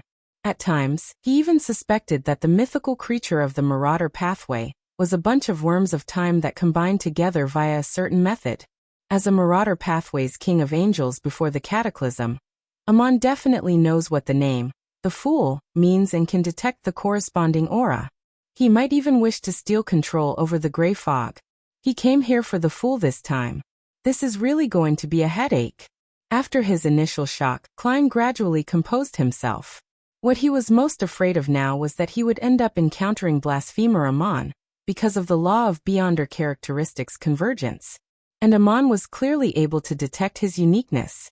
When that happens, it might not even cause a stir before the so-called the Fool had to consider if he could be resurrected. After all, this was a king of angels, an existence just second to a true god. Furthermore, the Marauder Pathway was always known for their deceit and concealment. Amon wasn't necessarily afraid to take action, even in Backlund. Perhaps stealing the fate of others was a strength of his.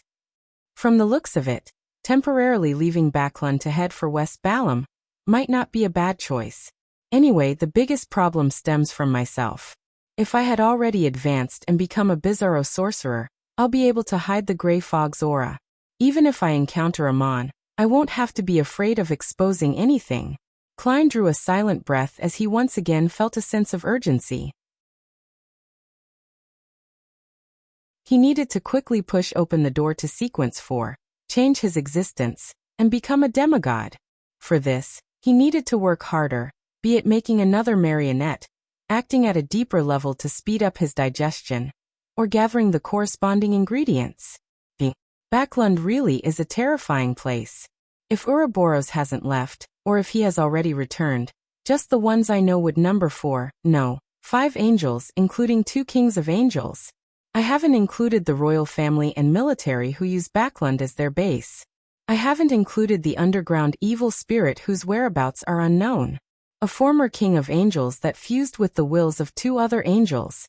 If the Rose School of Thought's abomination Sua comes in pursuit of Gehrman Sparrow, that would really be a bustle. This would be nothing compared to the demigod-level battle outside Biome City. Klein looked at the sketch drawn by Ian as he vaguely shook his head. Okay, got it. He shook his head. To Ian and Merrick, he had said so because he didn't know the monocled man, but in fact he was expressing his exasperation. I'll have to leave. I'll reply to you before midnight. Klein took off his hat and bowed, slowly walking out of the billiard room. He then teleported back to 160 Buckland Street, from a secluded alley outside the Bravehearts bar. Inside his master bedroom, the first thing he considered wasn't Miss Sharon's and Merrick's request, but on how he was to deal with the problems that Amon brought with him. In such aspects, being rather experienced, he quickly came up with an idea. It was to find something for Amon to do to draw his attention away. As for what that was, it was definitely something he found irresistible, something that he would definitely be interested in. For example, an angel from the Marauder pathway, Pallas Zoroast.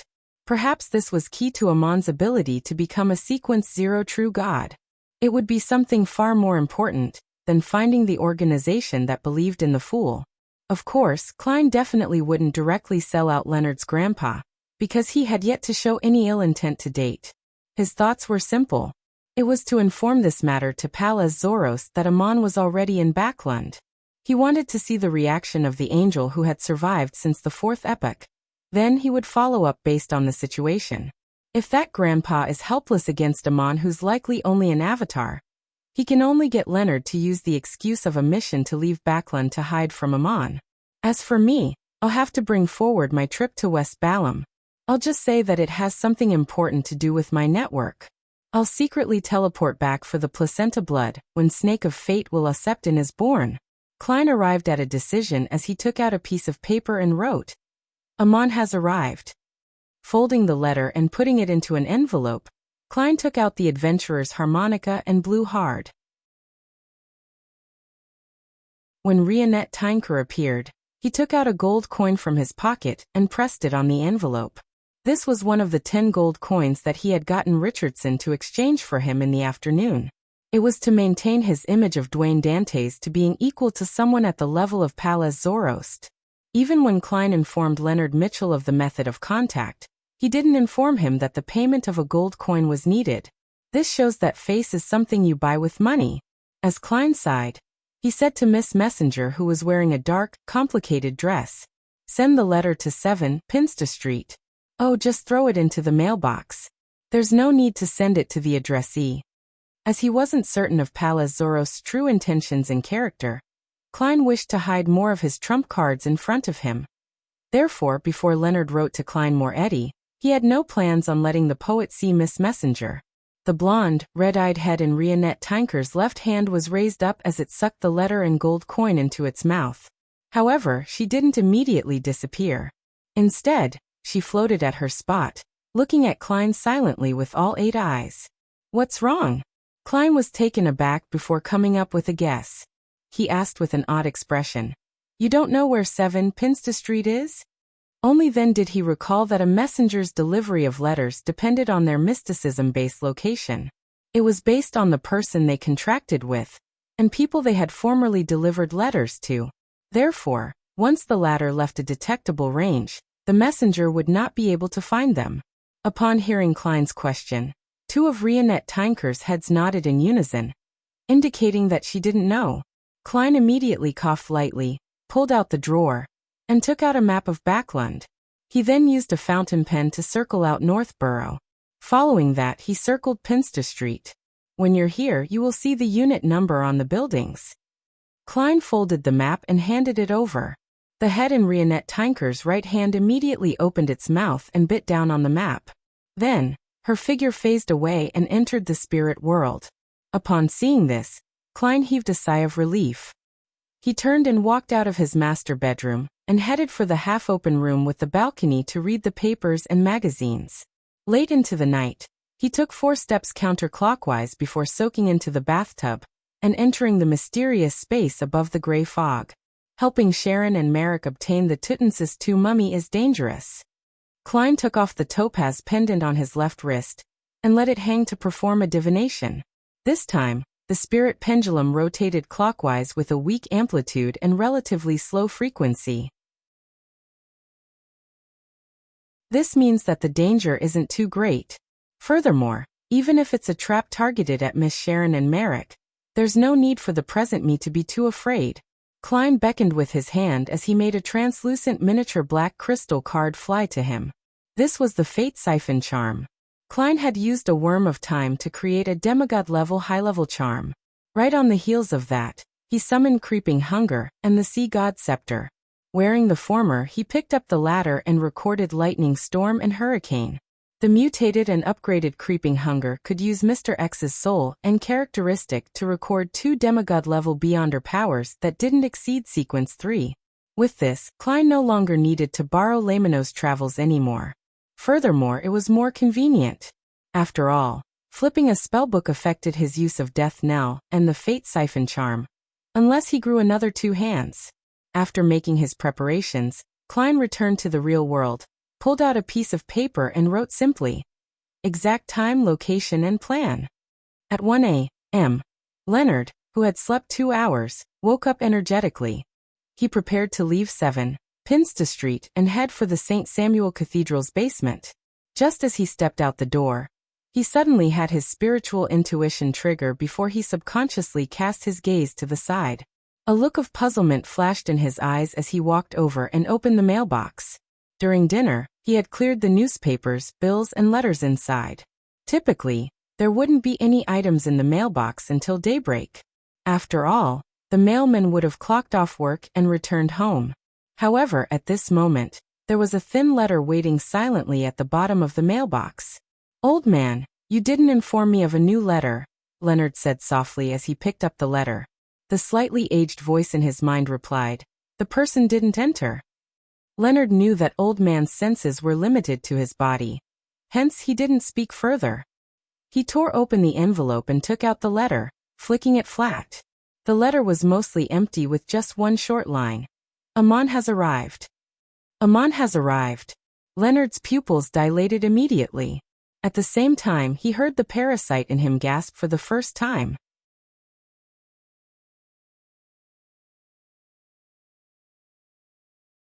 Chapter 877. Who's trapped towards Amon? Leonard didn't have a strong, direct impression of him. All he knew was that it was the most feared enemy of the parasite in his body. He was the culprit that left this mysterious and powerful old man injured to this day. Therefore, he quickly calmed down and asked with a suppressed voice, "What do we do now?" In his mind, the slightly aged voice sounded after 3 seconds. The one that came probably isn't Amon's actual body but one of his avatars. Indeed, Blasphemer Amon is an angel, and probably a Sequence 1 angel. After all, Old Man is suspected to be a grounded angel. As Leonard absorbed the information to verify his theories, he listened to Pallas Zoros continue. If Amon's actual body appears in Backlund, it might very well cause a deity's descent. A deity's descent? How many years has it been since something like this happened? Since the 5th epoch, occurrences like these were legends that were recorded in the internal canon. They had never publicly happened before. Could this mean that even among Sequence ones, Amon is one of the most powerful existences? It's no wonder he is called a blasphemer. In just a few words, Leonard came to realize how terrifying the angel named Amon was. Standing in front of the mailbox, his thoughts wandered when he suddenly had an idea. He hurriedly suppressed his voice and said, "Since Amon has such importance placed on him by the deities, shouldn't we try to find a way to inform the church of the news of his appearance in Backlund?" From Leonard's point of view, The Church of Evernight and Storm, which was born in an earlier epoch and existed through the entire fourth epoch, had rich experience in resisting angels. They were the best choice at dealing with Amon. In his mind, Pallas Zoros chortled. It's useless. It might even be something Amon wishes to accomplish. To him, it's just a loss of an avatar. It will just waste a bit of his strength but not deal him any actual harm. And he can use the death of his avatar to see the corresponding changes in fate. From that, he will be able to see the source of the stir or the creation of the waves. Although this doesn't allow him to directly lock onto you and me, he will be able to greatly reduce the circle, creating the conditions for his actual body to deal a lethal blow. Besides, do you think there will only be one avatar of Amon in Backland? Based on his habits and style, he might only have one avatar that he doesn't hide, but in fact, surrounding this beacon are several dozens, or even more than 100 avatars.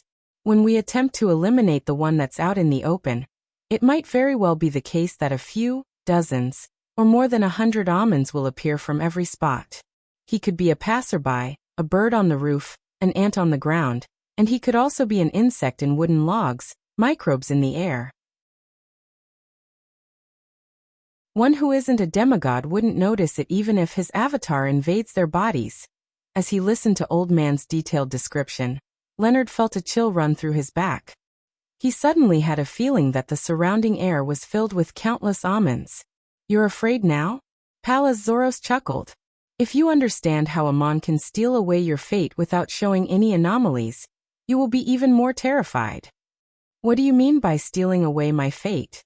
Leonard asked, feeling wary and puzzled. Pallas' old voice sighed.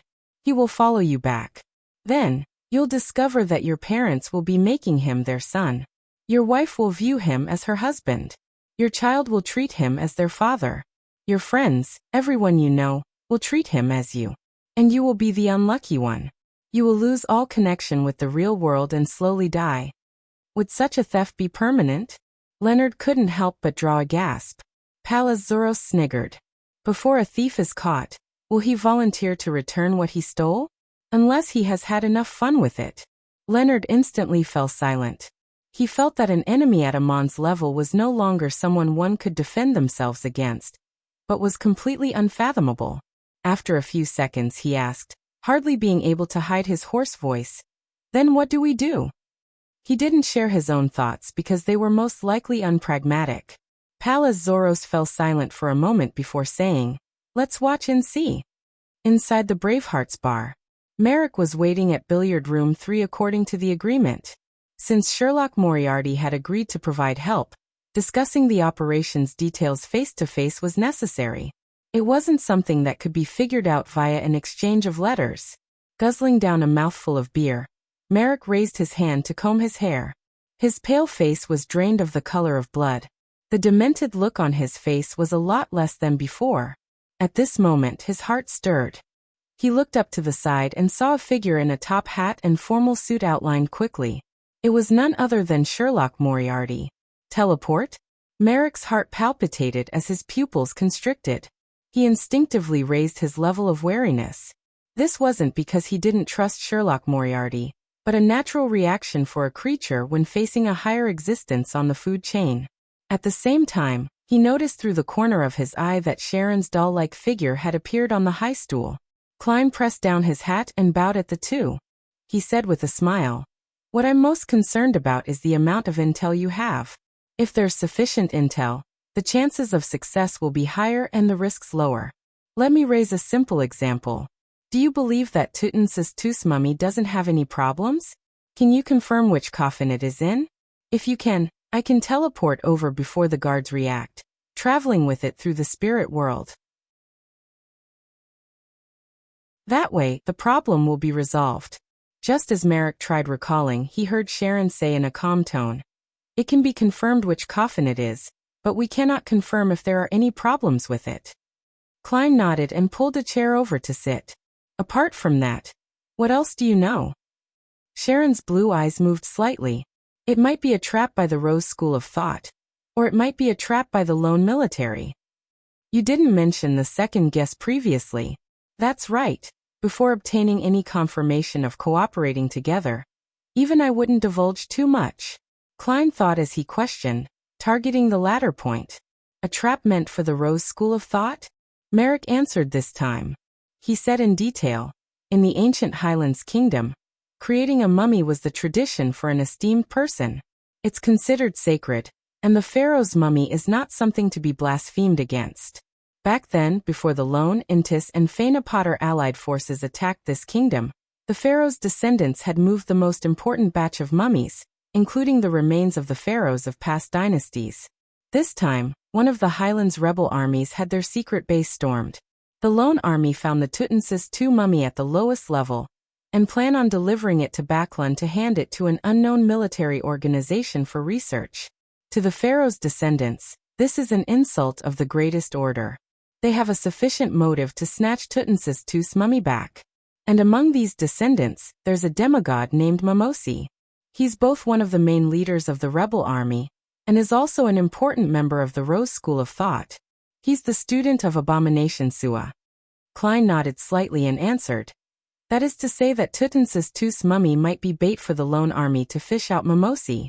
Of course, this doesn't exclude the possibility that the Rose School of Thought is deliberately sacrificing a pharaoh's remains to eliminate you. He originally wanted to say that as a sequence 6 and 5, there was no need for the Rose School of Thought to go to such an extent. But when he recalled that the present main faction of the Rose School of Thought was Indulgence, with them not holding back when it came to their desire for revenge, he believed that he couldn't make a decision using an ordinary person's point of view. Furthermore, Miss Sharon and Merrick were able to escape the Mother Tree of Desire's restrictions, and successfully escape from the Rose School of Thought. Apart from luck, they might have someone supporting them in secret.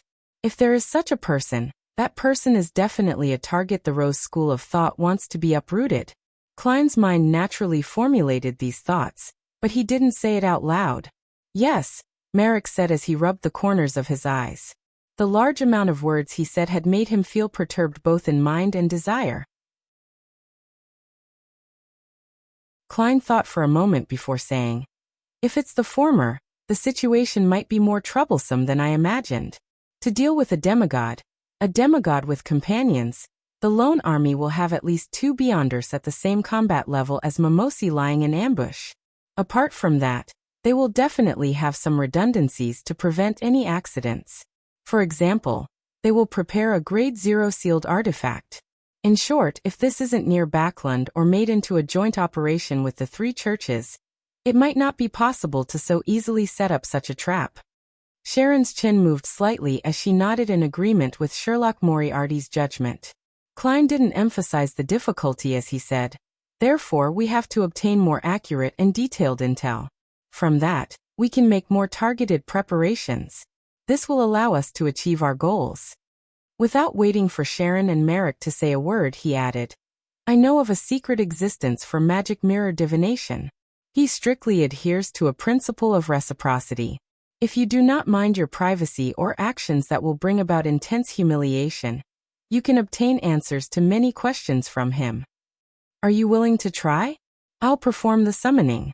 In dark divination, whoever did the summoning typically suffered the greatest risk. What happens if I refuse to divulge my private matters or reject doing such actions? Merrick asked with narrowed eyes.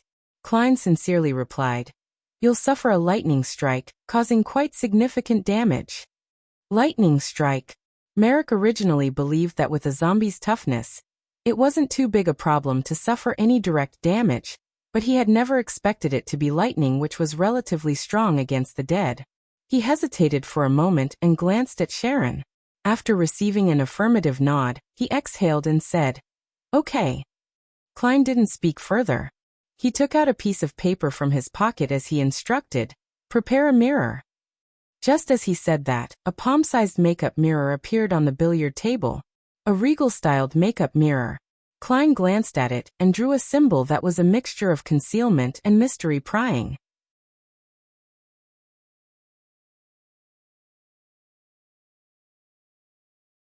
Chapter 878. A Rhodes's question. With Klein finishing his final stroke, the lights in billiard room 3 dimmed. On the dainty makeup mirror, aqueous patterns rippled out before turning into a dark scene. Immediately, one bloody word after another appeared. Raise your questions. This scene was filled with a sense of supernatural horror. Even though standing there was a wraith and a zombie, they couldn't help but feel overwhelmed as they momentarily didn't dare say a word. Only Klein continued wearing a smile as though he was accustomed to all of this. He had previously exhorted Rhodes to not raise questions that were too difficult or private, and also to not act like a servant. If it wasn't because Sharon and Merrick could ask much more targeted questions as a result of understanding the situation better, Klein was more inclined to handling it himself, and not exposing the reality of having such a helper. After a few seconds of silence, Merrick took 2 steps forward, came to the billiard table, and opened his mouth. At this moment, Sharon's gentle but emotionless voice sounded. I'll ask the questions. Without waiting for Merrick to answer, she floated up into a standing position and looked at the mirror. Is the Tutansis II mummy a trap that the lone military set up to target the Rose School of Thought? The mirror's blood-red words melted away and slid down, dragging away the stains, barely leaving 2 words behind which wriggled to form. That's right. It is indeed a trap the lone military set up for the Rose School of Thought. We can preliminary eliminate the situation that it's a plot the Rose School of Thought has to target Miss Sharon and Merrick. After all, the risk involved exceeds the value of a sequence 5 and 6 combined. Even if the Rose School of Thought can't curb their desire for revenge, they wouldn't be this crazy. Unless they were already planning on dealing with the lone military, and decided to involve this matter as well. If that's the case, the best place to have such a matter unfold would be in the southern continent or at sea, and not somewhere in the vicinity of Backlund. Who knows what kind of terrifying fellows are hidden here? Amidst his thoughts, Klein saw the surface of the mirror turn dark again as new blood-colored words appeared. Based on the principle of reciprocity, it's my turn to ask a question. If you answer wrong or lie, you will be punished. Rather obedient. He didn't make the request of doing artistic actions. Looking at the billiard table, Klein nodded indiscernibly. At this moment, the words from before slowly vanished, presenting new words. You, as the bloody word froze for a full 3 seconds, it followed up, are to answer with the relationship between the chained god and the mother tree of desire. For some reason, Klein felt that the remaining parts of the sentence had its blood-colored text darkened significantly.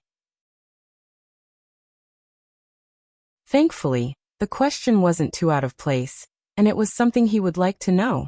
Sharon looked at the mirror and replied in a deadpan manner. Since the 5th epoch, after the perishing of death, the Eggers family gradually lost control over the Star Highlands and Paz Valley, allowing those places to have their own Beyonder organization, the Rose School of Thought. In the beginning, there wasn't the mother tree of desire, only the chained god. The Rose School of Thought advocated temperance, and established a religious ritual system, including laws. Formal members led ascetic lives to deal with the repercussions of receiving powers. One day, a divine revelation added terms about indulgence. Many people slowly changed and restored ancient but bloody primitive sacrificial traditions. Later, the School of Thought's upper echelons began secretly calling the chained god the manifestation of the mother tree of desire. By the sound of it, the chained god was corrupted by the mother tree of desire bit by bit or replaced. If this entity was once a sequence 0, then the mother tree of desire is truly terrifying. It's no wonder it's viewed as an enemy by all the other deities. However, the chained god might not be a sequence 0. There's a small possibility of being a uniqueness that has fully come to life, or a king of angels with 2 sequence 1 characteristics, or even someone weaker. There's currently not enough information to verify the matter. Klein frowned slightly as he began thinking about the matters regarding the mother tree of desire. At this moment, Sharon had switched to asking, what problems does the Tutansis II mummy possess? On the mirror's surface, the blood-red text squirmed and changed into a complete sentence. It's filled with hexes, a manifestation of hexes. It has the possibility of automatically becoming a zombie. This mummy is comprised of hexes?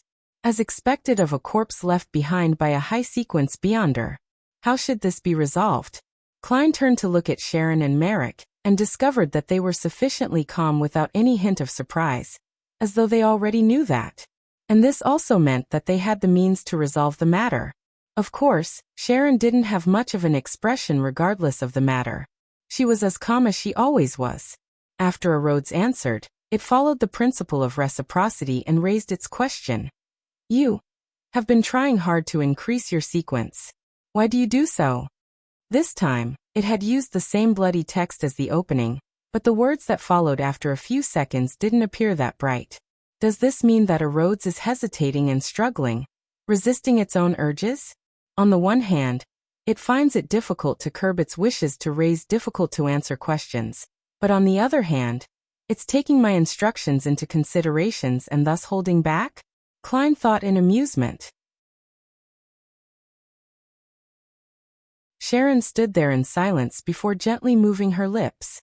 In the beginning, it was to not be bullied by others. Now it's to have the strength to protect myself and my companions, and revenge, as well as spread the principle of temperance. If everyone can temper their desires, to not have wars and killing, there will be less misery. Klein was surprised by what he heard. His impression of Sharon was that she was a woman of few words. It wasn't that she couldn't say that many words, but that even if she had much to say, she held back greatly and didn't provide any additional descriptions. For example, in her answer to the first question, she had simply recounted the situation, and although she appeared to say a lot, she hadn't said one word more or anything subjective. The word she added towards the end was a relatively talkative act based on her character. This is something that's been on her mind, a point of view that she has been repressing for a very long time. Klein suddenly imagined the chaotic reality of the wars in the southern continent. They were lands with plenty of slavery. There were batches of people from the lower class who died of hunger and sickness. There were constant wars and live sacrifices. If I were born in the southern continent and could live to this point, I'll definitely wish for world peace and happiness to the people. Speaking of which, Miss Sharon and Merrick do not look like they are of southern continent descent. That's right. Before death perished, passage between the northern and southern continent was allowed. Also, Sharon mentioned revenge. That word was said without conviction, as though she doesn't hold out hope for it. Or does she not have that strong of a desire for it? Klein sighed silently as he watched Sharon raise detail after detail and answer question after question. After learning of the situation regarding the Tutmosis II mummy, Sharon asked again. Apart from Mimosi, who are the high-sequence beyonders that will appear in this trap? The mirror surface's aqueous wave rippled and formed a bright light, one that enveloped everything. Nothing else could be seen. With Rhodes's powers, it likely involves an angel or grade 0 sealed artifact. That's why it wasn't able to provide an accurate answer. Klein retracted his gaze and said to Sharon and Merrick with a smile, From the looks of it, it's as I guessed. The lone military has prepared plenty of redundancies. Sharon nodded slightly as she continued staring at the mirror, awaiting the secret existence to raise his question. The blood-colored text squirmed and no longer paused like before. Everything appeared at once. What are your thoughts regarding your teacher? Teacher. Miss Sharon has a teacher. That's right, as part of the Temperance faction. To not be influenced by the Rose school of thought which had changed internally, and to keep to her original path, someone must have provided her with help. This is also one of the reasons why she and Merrick could escape. Enlightened, Klein anticipated Sharon's answer. Sharon pursed her lips. I respect her. She used her? Klein nearly couldn't maintain his smile from the shock. Including the Orthodox churches and the various major Beyonder organizations, grounded angels were very rare. There might only be one or two. He originally imagined that Sharon's teacher was a sequence 4 or 3 saint with a peak strength equivalent to C. King John Cotman. To his surprise, she had used her as a pronoun. In Lone, Ancient Fasak, and even Jotun and Elvish, this pronoun was very different from his, her, its. After his shock, Klein suddenly sighed deeply. Miss Sharon's current situation largely implies that her teacher is probably not around. She and Merrick escaped perhaps due to the final struggle of the Temperance faction within the Rose school of thought, and to the Mother Tree of Desire, either its corruption or decimation to create a sealed artifact. There will not be any other choices. The mirror turned dark again as the bright red text vanished. After a while, new words appeared again. Continue. I no longer have any questions. Thank you for your help. Sharon curtsied as she said slowly. With her saying that, the mirror returned to normal. The lighting in the billiard room wasn't dim any longer. Sharon looked at Klein and said in a tone without any abnormalities, "We shall forego this matter." Clearly, she also understood the meaning behind the blast of light that appeared during the hidden existence's final answer. Klein shook his head and smiled. "There's no need to rush into a decision. Let me ask you a few more things. Perhaps there might still be a chance that doesn't require us to take too much of a risk. At least my divination results say that it's possible," he added silently. "What is it?" Merrick couldn't help but ask.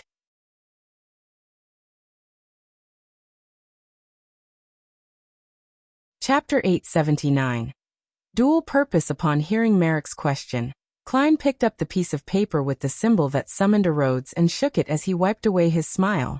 He said in all seriousness, "Tell me the detailed process for creating a pharaoh mummy in the ancient Highlands Kingdom." As he said that, the piece of paper was engulfed in scarlet-red flames, turning to ash. Merrick glanced at Sharon and replied after some thought. "First step, lay it down for 3 to 5 days and use some auxiliary methods to make the Beyonder characteristic naturally seep out and not become a sealed artifact from fusing with any parts of the pharaoh's body. Second step, hold a cleansing ritual. Place the corpse on an altar, pray to the chained god, and hope that half the deceased spirit remains in the body.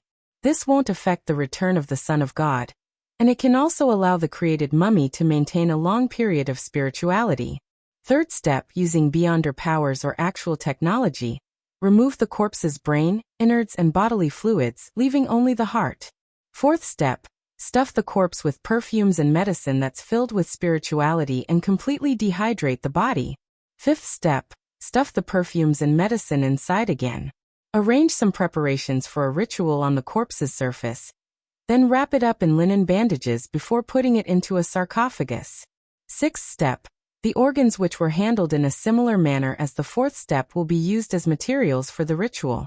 They will be placed in the 4 corners of the sarcophagus. Likewise for the brain and bodily fluids. The former will be stirred into mush, mixing with the latter. And the sarcophagus will have some preserved circulatory tracts that mimic the deceased state before death.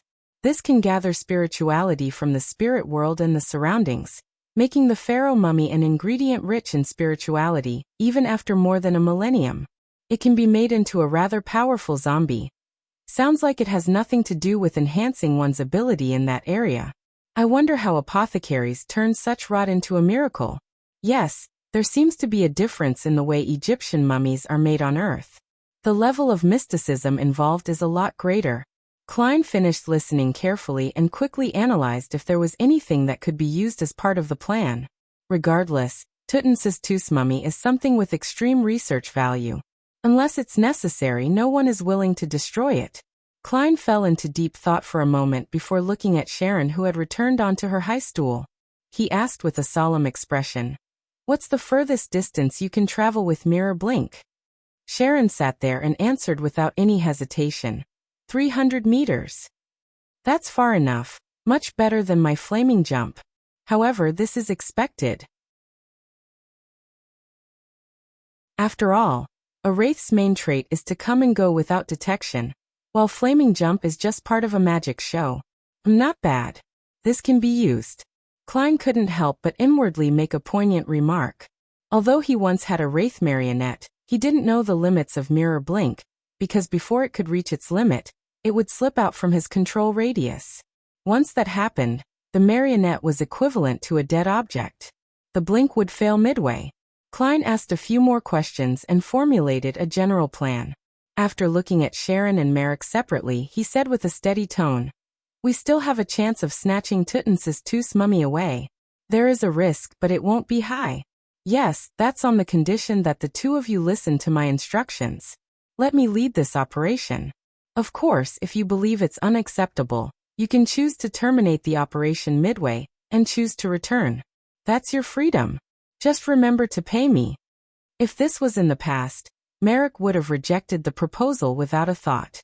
He and Sherlock were considered very experienced mid-sequence Beyonders, so how could he listen to a newly advanced Beyonder who had once sought their protection before? But after the previous cooperation effort, the intelligence, adaptability, and the mysterious items Sherlock Moriarty possessed had left a deep impression on Merrick. He couldn't help but consider him as equals. When news of Gairman Sparrow continuously reached Backlund, he had been shocked, being even more convinced that he was one of the strongest Beyonders below that of high-sequence Beyonders. In mysticism, this was a form of authority when it came to Beyonder combat. Since he possessed authority, it meant abiding by it. He can still teleport. Merrick recalled the way Sherlock Moriarty appeared, and he had a strong sense of confidence bolstered within him. Perhaps there was a chance of success. He turned his head and looked at Sharon. The two nodded in unison. "All right," Sharon responded, her blue eyes not showing any signs of hesitation. Klein immediately revealed a smile. "I'll go into the specifics when we rendezvous at the scene." Apart from defining the problems and obtaining a more accurate account of the situation, his deliberate appearance using traveling and providing a secret existence to obtain intel was also to establish his image. It boosted the way they viewed him, giving him the ability to be in charge. As a marionettist, even without a marionette for the time being, he had to control others to complete a targeted act. To Klein, this operation was partly to help Sharon and Merrick, but he also had hopes of using this grand act and his directing of puppets to further accelerate the digestion of his potion.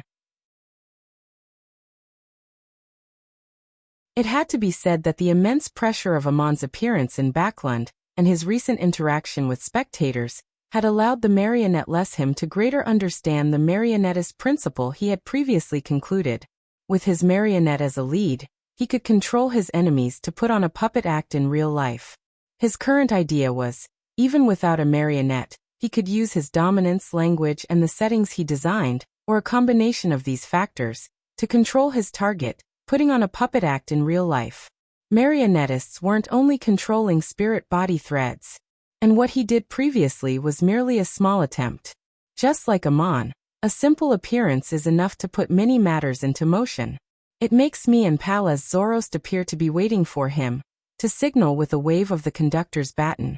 Klein silently sighed as he heard Sharon and Merrick answer in unison. "Okay." In the evening at Pritz Harbor, there were elegant gas street lamps made of black metal. They illuminated the various streets with the light they emitted. At this moment, most of the ships had moored. Silence was the main tune of the area. At the top of a warehouse, there were many wooden crates circling an area. 3 figures suddenly appeared from the void. They were none other than Sherlock Moriarty in his formal suit and top hat, Merrick in his white shirt and black vest, and Sharon, who always wore a black bonnet and regal dress. With the help of teleport, they directly traveled from Backlund all the way here. There was quite a distance between them and the dock where the ship that carried the Tutensis II mummy was moored at. Klein pressed down with his right hand as the bottom of his feet stepped on the wood. He nimbly leaped above the crossbar, and like walking on flat ground, quickly arrived by the wall. There was a tiny air vent here. He then took out the telescope provided by Sharon, and he looked at the dock based on the intel. All the building roofs were occupied by soldiers with steam backpacks and thick-barreled rifles. They patrolled the area and were alert of their surroundings, prepared to shoot at any trespassers who dared come near. Only one warning was to be given. Apart from them, there were a few exaggerated robot monsters parked around the dock. They were entirely metal, and their height had exceeded that of giants. At the top of them, cold machine guns could rotate, and a steam chimney stood erect. The bottoms were grayish-white in color, with many parts exposing rivets, nuts, and gears. They looked rather crude. In addition, in front of the robots was a very thick cannon. Situated underneath it were 2 rows of metal wheels with rubber treads. They were obviously manned, but Klein couldn't see who they were, making it impossible to determine if they were Beyonders or not. Close to these steel monsters, above the dock was a dark black metal tower standing at a height of more than 10 meters.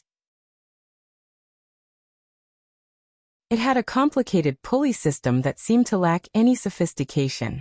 Drooping down were steel cables and a hook. On the surface, it doesn't seem too simple, but it can't be considered a high-level military operation.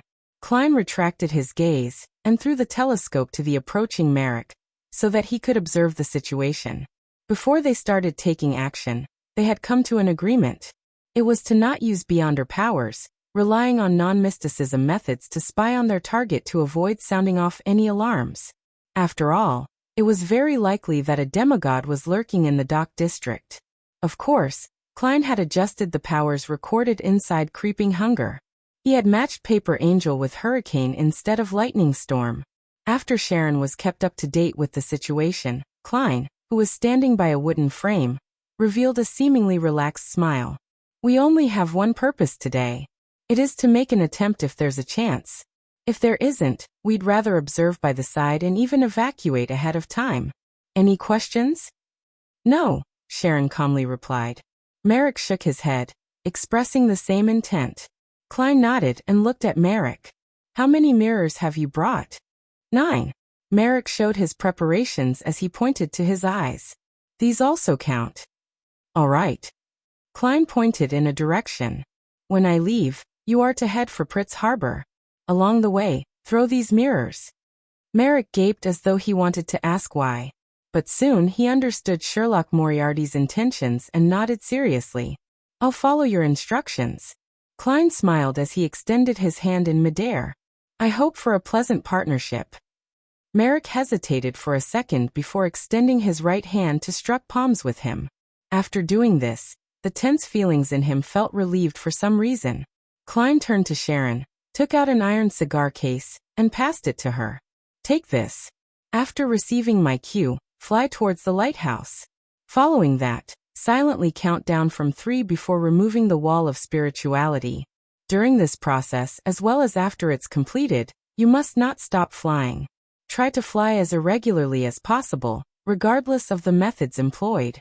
When you see me create fireworks, immediately isolate the cigar case with a wall of spirituality, and do a mirror blink in Merrick's direction. Use everything you have. After you meet up, flee all the way without waiting for me. I'll teleport to you." One of the core items in the operation tonight was Azek's copper whistle. Stealing the Tuttensis 2 mummy is difficult, but I can get it to run towards me.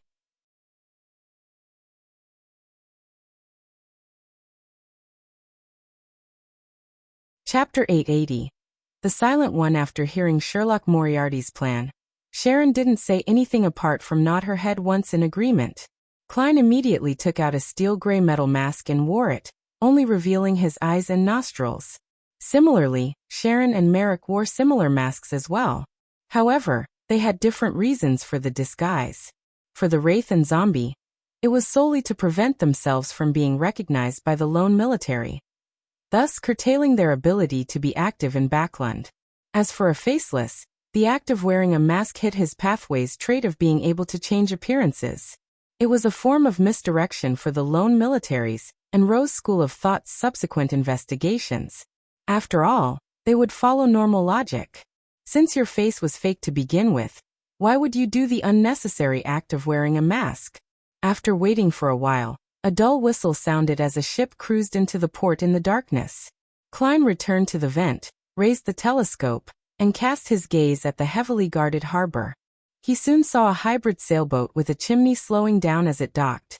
Meanwhile, 2 squads of soldiers in red tops and white pants ran over in an orderly fashion with rifles in hand before standing on 2 sides of a path. Before long, a gangway was lowered, and people from the ship began alighting.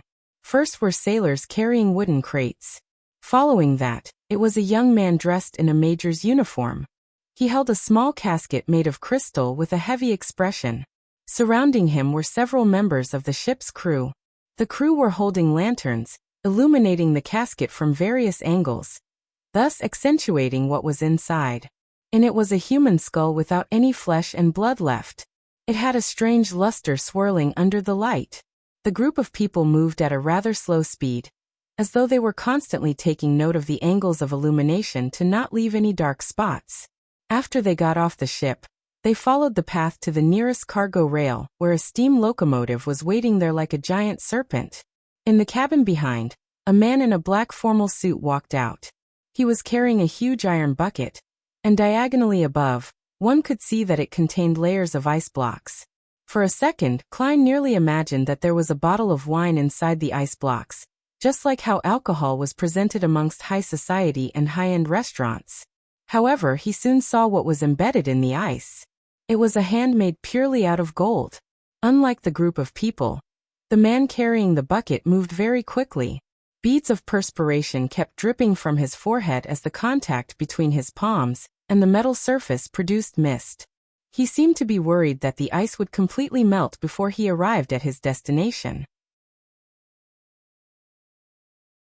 The military managed to plunder quite a number of sealed artifacts at the Star Highlands, Paz Valley, and Hagenti Plains. Klein sighed poignantly as he patiently waited for Tutmosis II's sarcophagus to appear.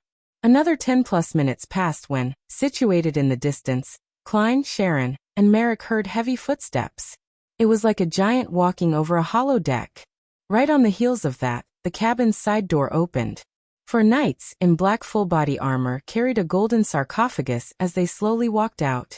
Their footsteps clinked and clanked, reverberating.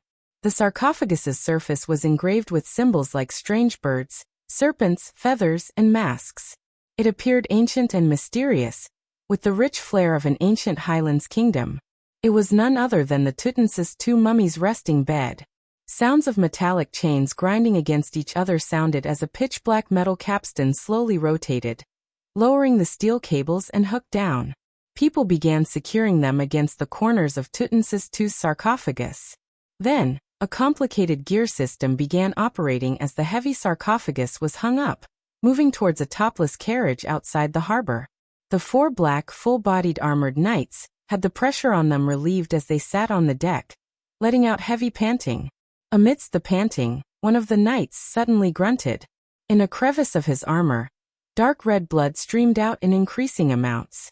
Towards the end, tiny black armored worms began crawling out of it. Thud. The knight fell backward, his helmet falling off, revealing mangled flesh and a head whose eye sockets were empty. Countless black armored worms crawled out. A hex. Tutmosis II's mummy is a manifestation of hexes itself. Even when wearing armor with augmented blessings, it's unable to completely avoid being cursed. Klein sighed silently as he cast his gaze to the golden sarcophagus which was being slowly lowered onto the carriage. The carriage outside the harbor didn't have any horses. Standing around the carriage were 4 knights in the same outfits as the ones before. With the sarcophagus landing, they approached the carriage in preparation to pull it. At this moment, the wheels of the carriage suddenly began spinning as it maintained its balance, and began moving towards the side. At that moment, it seemed to come to life. Klein's mind tensed up as his gaze turned intense. Pa, pa, pa. The wheels spun rapidly, slamming into the rocks, logs, and steps on an irregular path. The carriage without any horses dragged the golden sarcophagus as it moved towards an empty spot of the harbor. This scene looked like a scene as described in a horror story. Close to the harbor, a steel monster with a chimney, cannon, and machine gun turned around as a deep voice was heard from the inside without any obstacles. Possession is prohibited here. Just as this was said, the carriage which was moving by itself lost its drive. After drawing out 2 long tracks, it steadily came to a halt. At the same time, a figure wearing a white robe with golden threads was outlined in midair. He had pale yellow curled hair, with his eye sockets clearly recessed. His face was thin to the bone. This was a middle-aged man with mixed heritage from the southern and northern continent. His brown eyes had irrepressible maleficence and madness. His rather thick lips were pierced with dense, patterned golden nails that sealed his mouth. He exuded a sinister and terrifying feeling. According to Sharon's and Merrick's description of the characteristics and portrait, Klein instantly recognized him to be an important member of the Rose School of Thought, one of the leaders of the Highlands rebel army, Mimosi, who had the nickname the Silent One. Just as Mimosi appeared, he cast his gaze to the steel monster that had issued the command. He completely ignored the Tutmosis II sarcophagus that was staying put diagonally beneath him. His previous attempt was apparently to determine the location of the lone military's demigod. In a snap, Mimosi raised his right hand and pulled at the corner of his mouth. The golden nails that pierced through his lips shot out like bullets as they no longer sealed his mouth. Following that, Mimosi opened his mouth. Klein didn't hear any sound, nor did he see any light. He discovered the gigantic steam chariot seemed to warp like it was melting. In a blink of an eye, it had transformed into a goat. A goat with glazed eyes and messy wool. With a spurting sound, blood spewed out of the goat's abdomen as a blob of flesh rolled out. Embedded in it was a white glove and a golden mask. A beam suddenly shot out from the flesh, cleaving through all the chaos and evilness. The squirming flesh and blood began forming a humanoid figure, returning to its original appearance. It was a black-haired, golden-eyed man with a mask. At this moment, Momosi raised his palm, causing all the guns and cannons that were aiming at him to rise into the sky as they shot into the air. Then he took out a cloth doll. The doll seemed to be made of old cloth. There were obvious stains and specks of blood. Its eyes had been dug out, leaving 2 empty holes. The moment it saw light, its face began transforming. Its target of reference was none other than the demigod from the lone military. Its eye sockets were aimed straight at the man in the golden mask. When the lone military's demigod saw this, he immediately made the ring on his right hand emit a crystalline beam of light as he vanished from his spot, phasing to the back of Momosi. However, the doll's transformation didn't stop at all. Meanwhile, to the side of Tutmosis II's sarcophagus, the space around it warped as a translucent mouth spanning more than 10 meters was outlined. The mouth suddenly opened and sucked in, creating a terrifying gale that swept up the sarcophagus and the carriage together. It was suspected to be a spirit world creature. It was about to devour the Tutmosis II mummy's sarcophagus. Suddenly, the bullets and cannonballs that shot into the air turned brilliant as they gathered together, transforming into a grand sea of light that inundated everything. Klein felt a stabbing pain in his eyes, and even though he closed them in time, tears still flowed down. 2 seconds later, he opened his eyes again and saw the spirit world creature that was only a gigantic mouth had disappeared. Tutmosis II's golden sarcophagus remained sitting silently on the other carriage. Momosi's figure had blinked away to the other end of the harbor thanks to a metallic surface. The dirty doll in his hand had been restored to its original form while the masked golden-eyed man did a short distance teleport as he engaged in tight pursuit. And the spot where the two were originally standing, a female figure in a black evening gown appeared.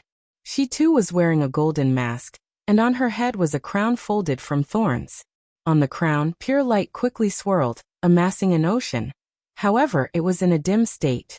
At this moment, Klein saw a hand wearing a black glove. It was hidden in the shadows, reaching out as it grabbed at the sarcophagus where Tutmosis II's mummy was stored. The sarcophagus suddenly vanished, appearing right in front of the palm. The Rose School of Thought hadn't sent one demigod, but 2. Furthermore, they brought with them a sealed artifact from the Marauder pathway. Upon seeing this, Klein immediately turned his head and shouted to Merrick, "Run!" Merrick had been awaiting his orders, so he leaped up the moment he heard that, rushing out of the warehouse as he dashed fervently out of the harbor. Klein immediately turned around and yelled out to Sharon, "Begin!"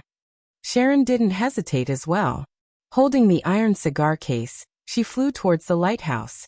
As a wraith, the walls and obstacles along the way were non-existent. The commotion she and Merrick created had probably been detected, but as it was far from the harbor and far from the battlefield, no one paid attention or bothered. Klein quickly retracted his gaze, extended his left hand, and aimed his palm at the ventilation hole, right where Tutmosis II's golden sarcophagus was. In less than a second, a blurry book materialized before him as an ethereal, distant chant sounded in his ears. "I came, I saw, I record." The pages flipped before landing on one page. Hurricane. This was a demigod level beyonder power that had a wide area of effect.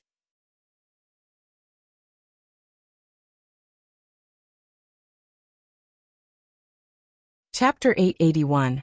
A play. The Rose School of Thought demigod, who was hiding in the shadows, wore a hooded black robe and a golden mask with red and black patterns smeared across it. His figure couldn't be made out, but he was definitely not short, standing at a height of 1.8 meters. He used the Marauder Pathway's sealed artifact to steal Tutmosis II's sarcophagus, placing it before him. Immediately, his body phased away and drew out an extended form as though he had turned into a thick, long, and soft rope. This transparent and nearly ethereal rope quickly bound the heavy sarcophagus in a bid to bring it into the spirit world. At this moment, A strong gust of wind sounded in the Rose School of Thought demigod's ears. They clashed in the air, forming an explosive-like stir. Boom! Tutmosis II's golden sarcophagus was sent flying as the transparent rope around it unfurled, shrinking back into a humanoid form. This Rose School of Thought demigod floated diagonally downwards in an uncontrollable manner, before turning into a wraith, no, an evil spirit's form. He allowed the intense winds to blow through his body without making any additional movements. He saw eddies in the air swirl up rapidly as an unrestrained hurricane suddenly appeared, sweeping up the rocks, gravel, trash, and parts of the harbor's roof into the air. Even the carriage which had been autonomously moving before flew up, because of its proximity. It was torn into pieces amidst the strong winds. Seemingly lucky, but in fact an expected outcome, the shadows where the Rose School of Thought demigod was hiding didn't have any lone soldiers, and was far from the main path. The lady in the black evening gown and crown of thorns was obstructed by the hurricane as her body involuntarily wavered backward. She was unable to immediately rush to the golden sarcophagus that had been thrown up into the air, and she could only use her momentum to turn her body sideways, casting her gaze to a warehouse that stood far away outside the dock district. Immediately after that, she turned her head to look at the Rose School of Thought demigod, because he wasn't affected by the hurricane. Confinement. The lady, who was also wearing a golden mask, raised her left hand and grabbed at her enemy's figure within her sights. The Rose School of Thought demigod had formidable spiritual intuition. As he sensed the danger with the help of his spiritual intuition, he did a mirror blink ahead of time, leaping onto a piece of glass about 80 meters away. At this moment, the hurricane seemed to stabilize itself and rapidly calm down. Pa, pa, pa. The items that had been swept up fell to the ground, including the golden sarcophagus that contained Tutmosis II. Bang!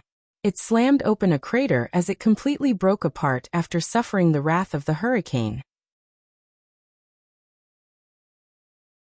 The lid at the top flew up, scattering the gold and gems that were sealed in the top 2 layers of the sarcophagus as burial items. Then the lower level of the sarcophagus tumbled a few times, dropping golden boxes and jade containers that stored the desiccated organs. A corpse that was bound in yellowish-brown cloth tumbled out. Its surface was covered in a dark red, oily liquid. This was none other than the mummy created after Tutmosis II passed away. It was extremely thin, and its face had a golden mask with patterns covering it, just like the mask worn by the demigod from the Rose School of Thought. Embedded in its eye sockets were 2 abnormally pure onyx gems. The moment the mummy appeared, the surroundings seemed to dim. The sarcophagus's main body stopped as dark red liquid flowed out of it, soaking the nearby soil. When the Rose School of Thought demigod with the Marauder Pathways sealed artifacts saw this scene, he was first enraged before he thought of something. The look in his eyes turned into pleasant surprise. His figure vanished from the glass fragment, phasing into the 2 onyx eyeballs of Tutmosis II. Then he possessed the mummy and attempted to pull it into the spirit world. Suddenly, he sensed that the mummy in his evil spirit vision had vanished. Simultaneously, the Tutmosis II mummy with a slanted golden crown on its head suddenly bounced up, turning its onyx-embedded face towards the only lighthouse in Pritz Harbor. This pharaoh, which had been dead for centuries, produced an inhuman cry from its throat. Bound with yellowish-brown bandages, it freed its shriveled leg, strode and ran off. It seemed to be running towards freedom, but it had forgotten one thing. It was just a corpse. It should be lying down in silence. Tap, tap, tap. The Tutmosis II mummy finished accelerating just as it began. Upon seeing this, the lady with the crown of thorns raised her right palm and aimed at the mutated mummy. "All the dead will receive their eternal peace." She said a few words in ancient Hermes. Bang! The Tutmosis II mummy exerted strength in its legs as it leaped up, jumping into another direction, escaping the region that would make it enjoy its eternal rest, doing so in a way that didn't adhere to a zombie's agility. Further away, the black-haired, golden-eyed man, who was pursuing Mimosi, narrowed his eyes as his ring once again emitted a crystalline beam of light. His figure teleported in front of the mummy as he attempted to stop the deceased from moving away. However, Tutmosis II changed directions once again, charging out from a different angle. It kept changing its direction, as though its goal was to approach the lighthouse by following an irregular route. Momosi's heart stirred as his body suddenly vanished, flashing onto a piece of glass not far from the mummy. He used this as a springboard and finally appeared in the two onyx in Tutmosis II eye sockets. Although the lone military's demigod had restricted possession, the Highlands Kingdom's pharaoh was no ordinary item. It had some spirituality remaining. Seeing his partner succeed, the demigod with the Marauder Pathway sealed artifact didn't hesitate to extend his black-gloved left hand, aimed it at the lady in the evening gown, and gripped his hand into a fist before turning it half a circle. The lady immediately felt her thoughts go adrift for a second. Following that, she was bound tightly by her own gown. Almost at the same time, the lone soldier far away on the warehouse rooftops found it difficult to control their rifles as they aimed in her direction and pulled their triggers. Bam! Bam! Bam! The steel monsters with thick cannons also unleashed their cannonballs at the lady. The golden-eyed demigod didn't attempt to save his partner. Instead, he looked at Tutmosis II's mummy, which had come to a stop because of Momosi's possession. He gripped his right hand into a fist and waved it abruptly. Execution. A look of joy flashed past his eyes because it didn't matter if the mummy died again, but Momosi couldn't afford that. Elsewhere, just as the bullets and cannonballs were to hit the lady, they suddenly slowed down as though they had sunken into a quagmire formed of air. They were repelled by a power that stemmed from laws. On the lady's head, the crown of thorns lit up suddenly, using up more than half of the accumulated ocean of light.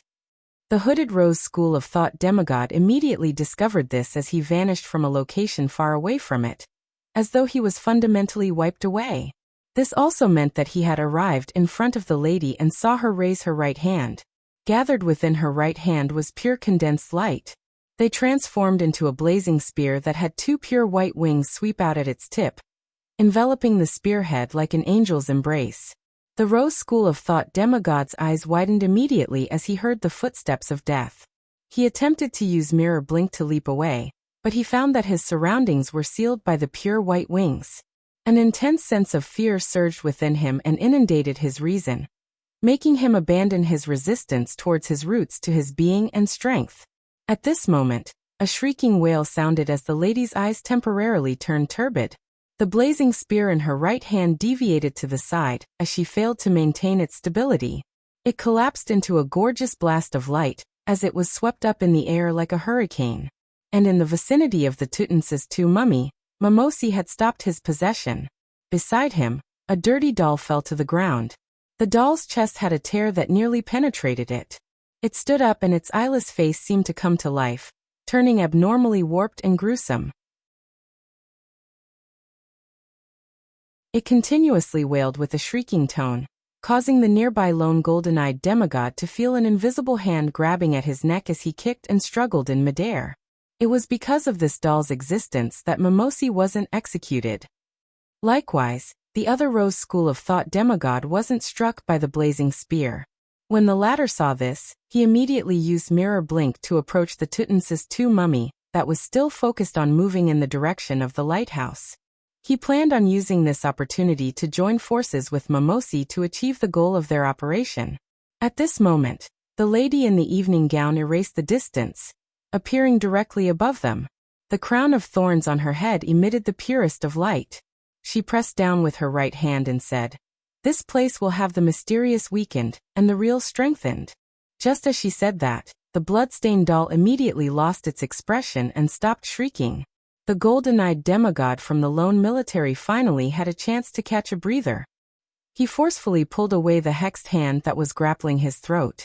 From that moment, their demigod powers rapidly declined as attacks that stemmed from reality were rapidly boosted. This also meant that the lone soldiers at the top of the warehouse and the steam chariot that was slowly approaching on its treads were the victors in this battle.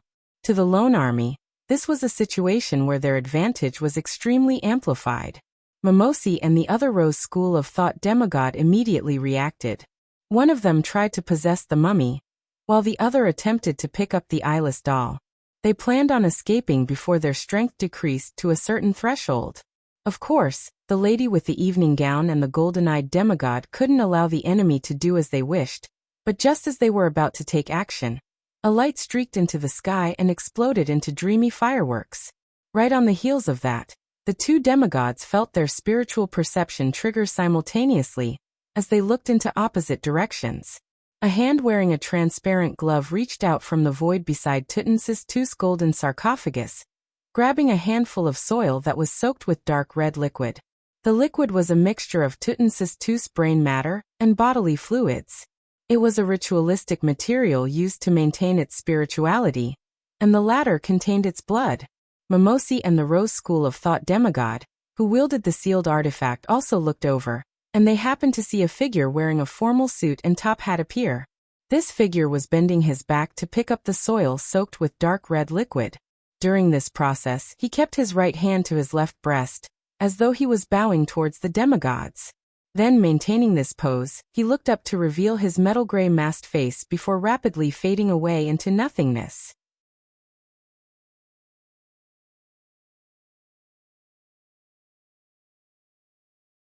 Chapter 882. Core of Mischief. Carrying the iron cigar case in hand while passing through walls to leave the warehouse that she was hiding in, Sharon strictly followed Sherlock Moriarty's arrangements, using her state as a wraith to fly to the tallest building in Pritz Harbor, the lighthouse. Right on the heels of that, she silently counted down. 3, 2, 1. Before she could gather her thoughts, Sharon's ear resonated with an intense boom. The harbor in the distance seemed to be swept by a terrifying hurricane. She held the iron cigar case in her left hand as her nails suddenly grew sharp before stabbing into the wall of spirituality, completely destroying the invisible isolation. With an attack filled with a wraith's spirituality, a sudden gust of wind gushed outwards in every direction as Sharon suddenly felt her spirit body become augmented. And this stemmed from the item stored inside the iron cigar case. She wasn't affected by her curiosity, accustomed to restraining her emotions as she continued approaching the lighthouse at high speeds. During this entire process, she kept maintaining an irregular trajectory, occasionally lunging forward to the left or drifting upwards to the right. At times, she would rely on mirror blink to leap onto a different trajectory, before continuing her approach to the target. This made it seem like she was dodging an invisible and terrifying enemy.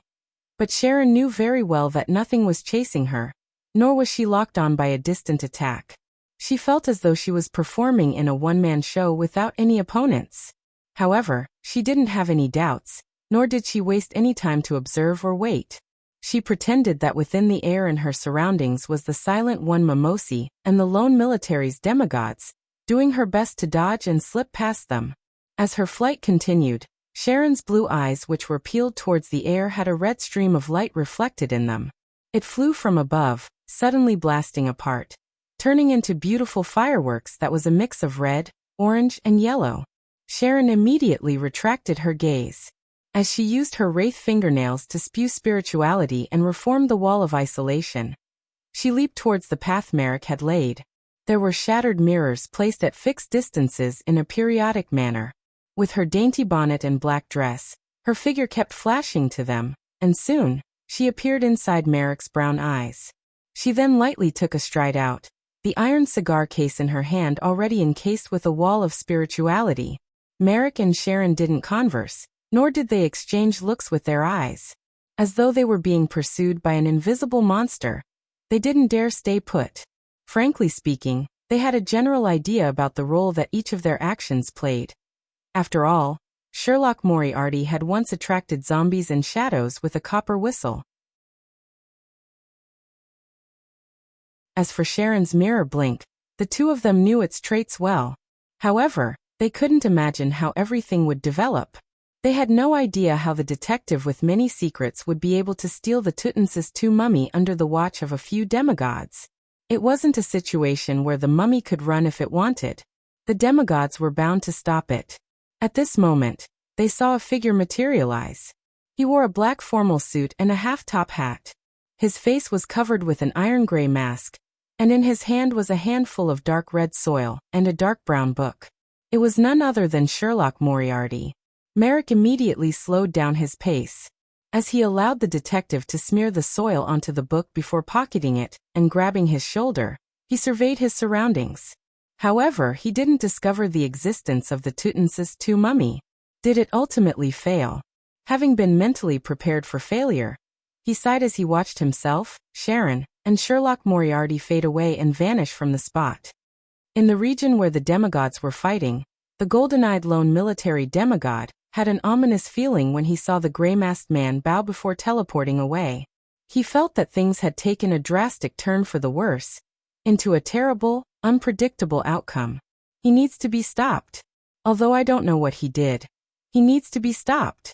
Such a thought instantly surfaced in his mind as the golden-eyed demigod immediately activated his ring. He used traveling against traveling, teleporting to pursue teleporting. However, in this short span of time, he realized that he was unable to lock onto the mysterious person's aura. In other words, he had either created an interference at the demigod level, or he had teleported somewhere very, very far away. Regardless of which possibility it was, it meant that any pursuit attempt would easily face failure. And more importantly, if he were to leave, leaving the lady to fend against Mimosi and the other Rose School of Thought demigod alone, that would be an extremely dangerous situation. After all, the mysterious power in the area had not weakened to the point where real firearms could pose a threat to their suppressed selves. Besides, there haven't been any losses yet. The mummy is still around, with the person only taking away some soil rich in spirituality. The golden-eyed demigod swept his gaze at the Tutmosis II mummy who was standing blankly in its spot, before casting his gaze back on Mimosi. Suddenly, the mummy wrapped in yellowish-brown bandages that were soaked in dark red liquid had vanished from the four demigods' spiritual perception. The mummy had vanished without any warning. For a second, Mimosi and the other demigods felt as though they had watched an interesting magic show, or a play with a mischievous element in it. But sadly, as demigods, they couldn't tell how it was done. Moments later, having lost their target, Mimosi and the other Rose School of Thought demigod didn't hesitate to make their figures fade away in a bid to escape via the spirit world. The golden-eyed demigod and lady tried hard to stop them. After 2 teleports, Klein returned to a 2-bedroom apartment in Backlund which they had rented ahead of time with Sharon and Merrick. "I will pay you based on what we agreed upon," Sharon said just as she found her footing. At the same time, she returned Sherlock Moriarty the iron cigar case. They had previously agreed that regardless of the outcome, Sharon would provide him with the information regarding Spirit World plunderers. If they succeeded, she would pay another 3,500 lone gold coins, or £5,000. Klein received the iron cigar case which had corrosive signs on its surface. As he held it in his hand, he sensed Azek's copper whistle lightly jumping inside. He quickly put it away and gave Sharon and Merrick a smile. "Might I trouble you to wait outside? Give me 5 minutes." His tone is very firm. It's as if he has succeeded. What can he do in 5 minutes? It's impossible for him to teleport again and bring back the Tutmosis II mummy. This will be more dangerous and more difficult than before. Merrick was filled with puzzlement as his footsteps moved at an obviously slow pace. As for Sharon, she had floated to the wooden door which separated the rooms and passed through it. Merrick quickly reined in his thoughts and followed closely behind by walking out the door. Klein maintained a smile as he watched them. Then he teleported to another cheap motel in East Borough. He had disguised himself to rent this room in the afternoon. Right on the heels of that, he took out the book with the dark brown cover which was stained with dark red mud stains. It was Grozel's Travels. As long as the blood still had remnant spirituality and hadn't coagulated, smearing it across the cover would allow the target to be pulled into the book world. And inside the Tutmosis II mummy's golden sarcophagus contained such blood. It also meant that, at this moment in time, the mummy was already in Klein's hands, inside Grozel's Travels. After hearing Merrick describe the procedure to making a pharaoh mummy, Klein had roughly come up with a plan. It was to use the corpse's attraction to Azek's copper whistle as spirit body threads. He then controlled the mummy and used this marionette to lead the demigods away from the vicinity of the sarcophagus. He did this so that he could teleport over to retrieve the blood and create the necessary conditions. He had never thought of directly taking the mummy away, or getting it to run out of the harbor successfully. It wasn't pragmatic to think that, as it would involve directly facing the attacks from the demigods. And even if he, Merrick, and Sharon were together, it was still beyond their capabilities. It might not even work even if he spent a large sum of money to summon Miss Messenger Rionette Tinker. Therefore, despite Azek's copper whistle and the mummy's reanimation appearing to be the goal and plan, it was in fact simply a method to manipulate and misdirect.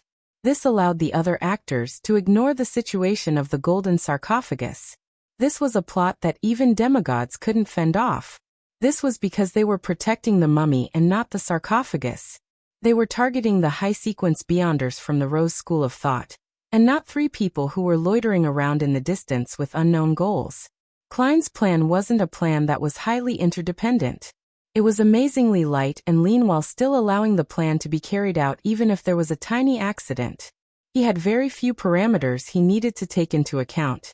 As long as the hurricane successfully toppled the sarcophagus, as long as Sharon followed his instructions and moved in an irregular trajectory, and as long as the military didn't have the manpower to easily finish off the Rose School of Thought demigods, all he needed was to wait for an opportunity to appear. After the demigods left the vicinity of the sarcophagus, and that the mummy wasn't possessed by the evil spirit, all he needed to do was teleport over and retrieve something that was soaked in the liquid before escaping. This didn't need him to worry about the exact developments of the demigod battle. He didn't care who gained the upper hand or was injured.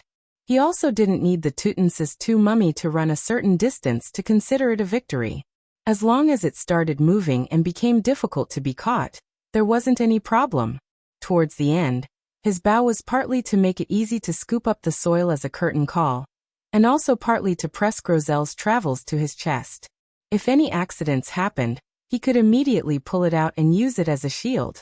It was precisely because of this that Klein could smear the blood-soaked soil across the cover, just as he teleported. Everything ran as expected. The directing was quite a success. As Klein reflected over the matter, he felt his potion's digestion accelerate. He didn't delay as he quickly set up a ritual.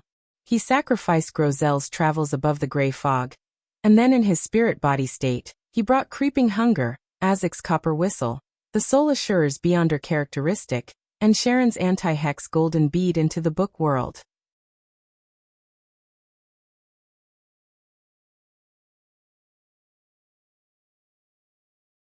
Chapter 883. Demigod's appraisal in the book world. Just as Klein appeared in the city outskirts, he immediately took out remnant parts of the dark red soil, and picked up a withered branch. Using rod divination, he found the Tutmosis II mummy. He was worried that this manifestation of hexes would harm the residents here.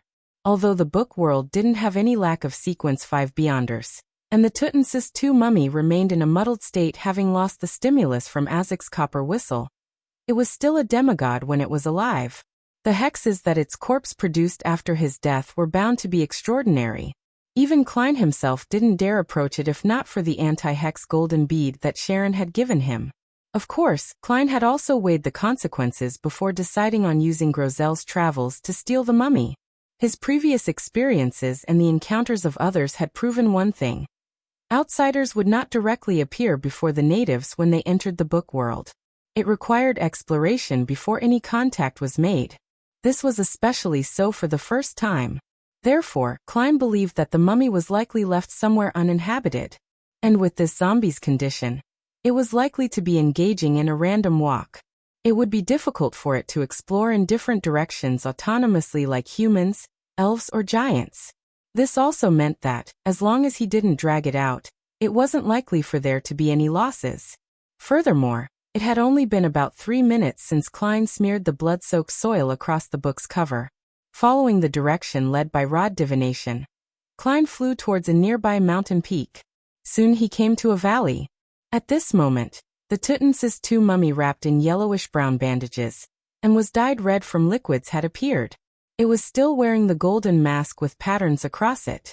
Its throat was letting out an inhuman sound as it rushed over with wide strides. The surroundings turned gloomy. At the same time, many incomplete animal carcasses tore away the soil covering them in the valley as they staggered towards Klein.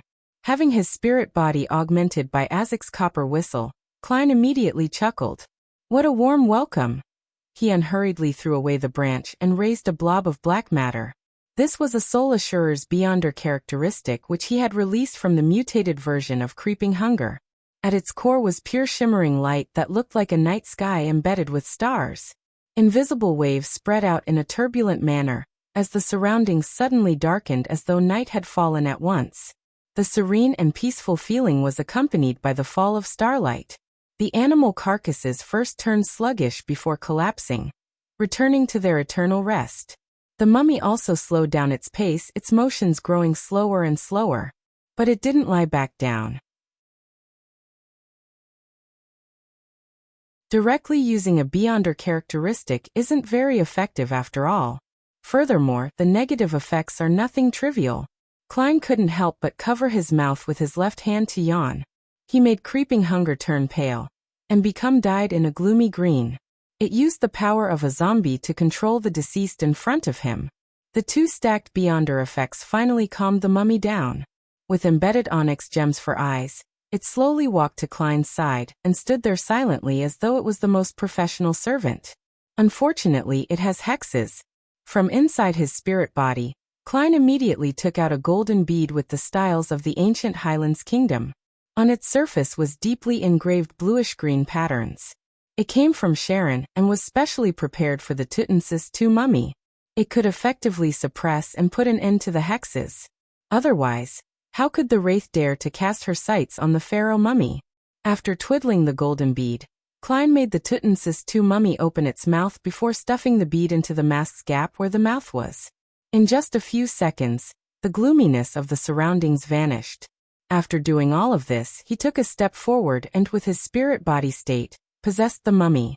Then, without any hesitation, he ended the summoning and returned above the gray fog. This mummy had already become his zombie, allowing him to release it just like he did with his former marionette, Senor. There was no need for him to store it in his body. After doing a bestowment, the mummy, which was rich in spirituality, returned to the real world and arrived inside the cheap motel. After Klein cleaned up the traces, he reached out his right hand, about to grab the mummy's shoulder and teleport back to the two-bedroom apartment where Merrick and Sharon were. But after taking a look at the oil-stained yellowish-brown bandages and the dark red liquid on it, Klein silently retracted his right hand and switched to using his gloved left hand. After holding the mummy's shoulder with his left hand, he immediately began to fade, and this effect quickly spread across his body. In just a flash, Klein and the mummy had returned to the apartment from before. He wasn't in a rush to open the door to present it to Sharon and Merrick.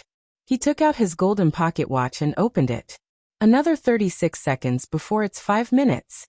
Klein made the mummy pull out a chair and sit down leisurely. After a while, he finally heard a knock on the door. "Come on in," Klein replied with a smile as he controlled the mummy to walk over. When the door creaked open, the thin figure with the golden, patterned mask and yellowish-brown bandages was reflected in the duo's eyes. This figure's onyx gems shimmered before it swiftly lay itself down on the ground. Momentarily, Sharon and Merrick were at a loss for words. Having already used a wall of spirituality to isolate Azek's copper whistle, Klein dispelled his control over the zombie and pointed at it with a smile. "I'm leaving the rest to you. And that brings the curtain down for my directed play," Klein commented inwardly as he silently took in the sensation of his potion rapidly digesting. This made him believe that it didn't need to take him up until the end of the year to consider the problem of advancing to the level of a demigod. It might be expedited by 2 or even 3 months. Furthermore, with this digestion, the number of marionettes he could control finally rose to 2. The maximum limit reached 200 meters. Faced with enemies with the same level of spirit body as his, gaining initial control of the target and completely converting them into a marionette was respectively reduced to 10 seconds and 150 seconds. The range had also been expanded to 10 meters. "You really succeeded." Merrick's eyes stared at the Tutmosis II mummy as he couldn't help but mutter. He could never have imagined that they could succeed. Sherlock Moriarty had managed to successfully steal something 4 demigods and 2 terrifying sealed artifacts were vying for. Furthermore, this gentleman had previously returned empty-handed. Could it be that the mummy had delivered itself? Deep inside Sharon's blue eyes, her emotions were concealed and they were completely calm. She scrutinized the target. After confirming that it was the pharaoh mummy and that it was Tutmosis II, She cast her gaze to Sherlock Moriarty, who was seated with his legs crossed. She opened her mouth slightly before closing them. "Thank you. I'll mail you the corresponding payment." "I'll wish you all the best in everything," Klein replied sincerely. He then silently had a poignant thought. If Miss Sharon can successfully advance to Sequence 4, it means I'll have an additional demigod-level helper. The saying from the Footaholic Empire is apt: rely on your parents at home, depend on your friends when out. The more demigod-level friends, the merrier. Our tarot club needs to develop more friends and reduce our enemies. However, my enemies seem to be ever increasing. Having thought of that, Klein exhorted them. Be careful of being hunted down. The Tutmosis II mummy had too many of its items in the lone military's possession. It was very simple for them to use beyonder methods to lock onto it. Klein's paper angel interference was only effective for a limited amount of time. Of course, he believed that Sharon and Merrick were prepared. Otherwise, they wouldn't have had thoughts on stealing the pharaoh's mummy. Likewise, he also believed that they could deal with the origins of the gray metal masks and special fireworks. If it's Danitz, he would most likely say, "It didn't cross my mind." Klein did a comparison with a particular hunter failure. Sharon nodded, indicating that she would take note. Then, she made the Tutmosis II mummy into her zombie and brought it into the spirit world. "Thank you for your help." Merrick, who stayed behind in the room, exhaled. He composed his surging emotions and bowed at Sherlock Moriarty. Following that, he left the room, removed his disguise, and blended into the crowd in East Borough. During this process, Klein remained sitting in his chair as he silently watched them leave. At some point in time, his figure also vanished. In an apartment near Pritz Harbor, the lone military's golden-eyed demigod entered and said to his partner, the lady in the evening gown, "Nothing for now." That's expected. If he wasn't certain of success, that mysterious person wouldn't have come to steal the Tutmosis II mummy, the lady said in a heavy voice. However, we can relax our investigation scope. Those fireworks, that mask, those clothes, and that taunting bow should lead us to something. She was certain that the Tutmosis II mummy's loss wasn't done by the Two Rose school of thought demigods. If it was part of their plan, there was no need for them to carry out that step only when they were in dire straits. They had almost failed to escape. The golden-eyed demigod nodded and said, "I had a premonition that something would happen, but unfortunately, we didn't work with the churches for this operation. We didn't have enough manpower." He paused and asked, "Have you figured out what method that mysterious person used?" The lady held up the crown of thorns and stabbed a thorn into her neck. As blood trickled down, she shook her head. "Perhaps the removing of the soil with the Tutmosis II mummy's bodily fluid is a ritual. This is a very cunning fellow who's good at deceit."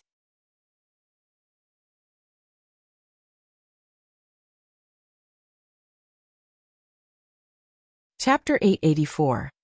Destined encounter. The golden-eyed demigod from the lone military nodded in agreement. Indeed. It's similar in style to certain fellows from the Intis intelligence agencies. However, just seconds after he took away the soil, the Tutmosis II mummy vanished. It's unlikely that he could complete a ritual in time. The lady looked down at the crown of thorns that was embedded in her neck. Slightly slow to react, she said, "Perhaps he or they had already set up the other steps of the ritual.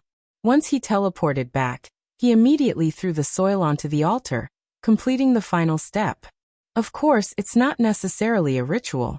It might also be a sealed artifact that achieves a certain effect with the help of bodily fluids. There are too many possibilities for this. Although sealed artifacts' main effects and negative effects mostly adhered to the sequence traits of the 22 pathways, allowing researchers to barely come up with a hypothesis. Just like how everyone had different personalities, sealed artifacts were different. Perhaps due to fusing with an object, the environment when formed, the possible existence of a high-level sequence's aura, or a curse from the original owner. These resulted in all kinds of strange traits that made them not viable for testing. No one could imagine ahead of time the different permutations and list them all out. The golden-eyed demigod pulled out a chair and Saturday. "This is very difficult to investigate, so we can temporarily not consider it. However, you missed out on a direction for the investigation. Do you still remember that hurricane? It swept up Tutmosis II's sarcophagus, causing the ritualistic items, which is also the bodily fluids, to leak out. And it also caused the mummy to tumble out. This enabled the condition for zombifying it. In short, this established the foundation for the subsequent development, so it can be confirmed that this was done by the mysterious man or his helper. The turbidness in the lady's eyes grew faint as she slowly removed the crown of thorns. Do you mean that, with the Church of Storms in control of the Sailor pathway and the high sequence formulas and Beyonder characteristics, there won't be many Beyonders or mystical items that can use hurricane? Thus, this is a clue that we can follow to find their trail? The golden-eyed demigod nodded. Also, I remember that not long ago, there was a case in East Borough. The Aurora Order's Mr. X was assassinated at a gathering he convened himself. Lightning, storm, and hurricane had been used at the scene. This garnered a lot of attention from the Church of Storms, and they have been constantly looking for clues. To have 2 hurricanes happen in the same area in a short period of time, and not belong to official organizations, this can't be a coincidence. I believe it can be preliminarily determined that there is a connection. The group of people who killed Mr. X and stole the mummy might be one and the same. We need to join forces with the Church of Storms to investigate. The lady lowered the crown of thorns and thought, that's a good angle. Also, from their goals and motives, we can figure out certain things. People who want to use a mummy as a zombie wouldn't take such a high risk by attempting a theft. I suspect that, to those people, the Tutmosis II mummy is something they attach additional importance to. Something that's key to a ritual? The golden-eyed demigod deliberated as he said. From the scene, the one who was carrying something special to attract the mummy was likely a wraith or had the corresponding mystical item. Combining the goals and motive, I have a theory. The lady's heart stirred as she blurted out. Members of the Temperance faction that escaped from the Rose School of Thought. Yes. The golden-eyed demigod nodded.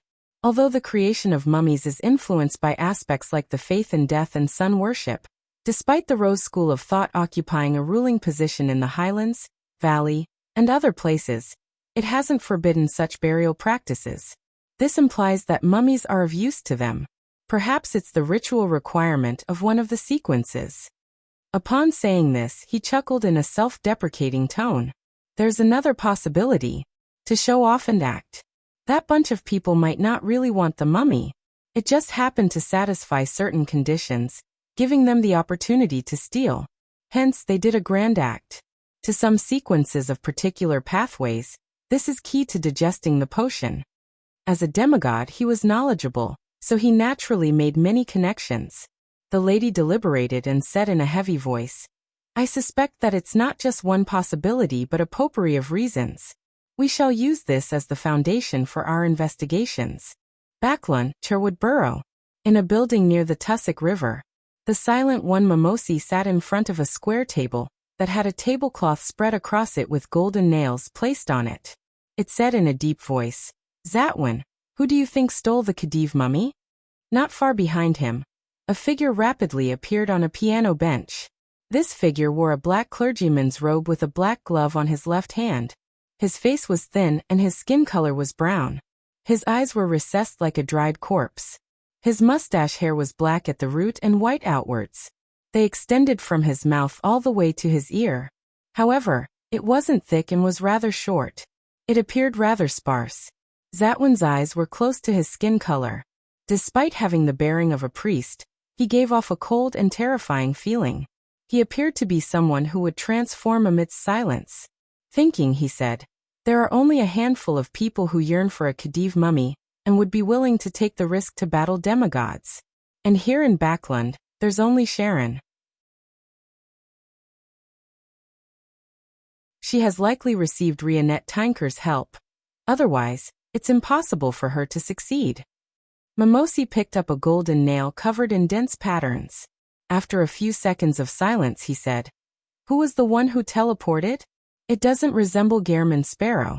Another helper Sharon hired? Perhaps. Zatwin coughed as his pale face flushed blue. I believe we need to think of a way to pray to Mother Tree. We should be able to receive a revelation. Mimosi nodded gently and stabbed the golden nail through his bottom lip. Upon seeing this, Zatwin covered his mouth and slowly got up. He staggered down to the first floor in preparation to leave, and returned to his hideout. On the first floor he saw a dark environment with shimmering candlelight. The fragrance of food wafted from different directions, filling the air. The residential buildings in the nearby area were terraces. Facing the street on the first floor were shops. The contact point of the Rose School of Thought was in a restaurant which mainly served Southern Continent cuisine. As he had suffered quite serious injuries in the operation, Zatwin didn't wish to maintain his state as an evil spirit. It was too great a burden on the injured him. Therefore, he had changed into a black clergyman's robe as he hobbled to the entrance. At this moment, a customer walked into the restaurant. This customer wore a black formal suit with black pants and leather shoes. He had a pair of black eyes and a thin face. He had a slightly broad forehead as he wore a monocle and a very tall top hat. As he casually glanced around, his gaze landed on Zatwin. Upon seeing the black glove Zatwin was wearing on his left hand, the ends of the customer's mouth curled slightly. He shook his head with a smile, seemingly a little disappointed. Then he entered the restaurant, brushing past Zatwin, who had stared back with a maleficent look. Zatwin didn't pay too much attention as he walked out and reached the streets. Under the illumination of the street lamps, the night's cool breeze blew at him, causing the Rose School of Thought demigod to suddenly tremble. Zatwin knew that this was a result of his spiritual perception being triggered. With his heart tightening, he immediately looked down at his hands, surprised to realize that the black glove on his left hand was gone. As a demigod, Zatwin didn't know when the sealed artifact on his hand disappeared. He quickly turned around and looked into the restaurant as the image of the man from before suddenly surfaced in his mind. Soon he locked onto the target's aura and found that he was still inside the restaurant. The man had even called out to the waiter to bring him a menu. Zatwin originally had thoughts of using Mirror Blink to possess the man, but for some unknown reason, his hands shook involuntarily. In an indescribable manner, he believed that a dangerous and terrifying enemy hid in his surroundings. Just as this thought flashed past his mind, Zatwin subconsciously took a step to the side, walking to the end of the street as though nothing had happened. In an apartment in Sherwood Borough, Furs was reading the latest issue of Ladies' Aesthetic when she suddenly heard a key turn and the sound of the door opening. "Why are you so late today?" She looked towards the door where Zio stood.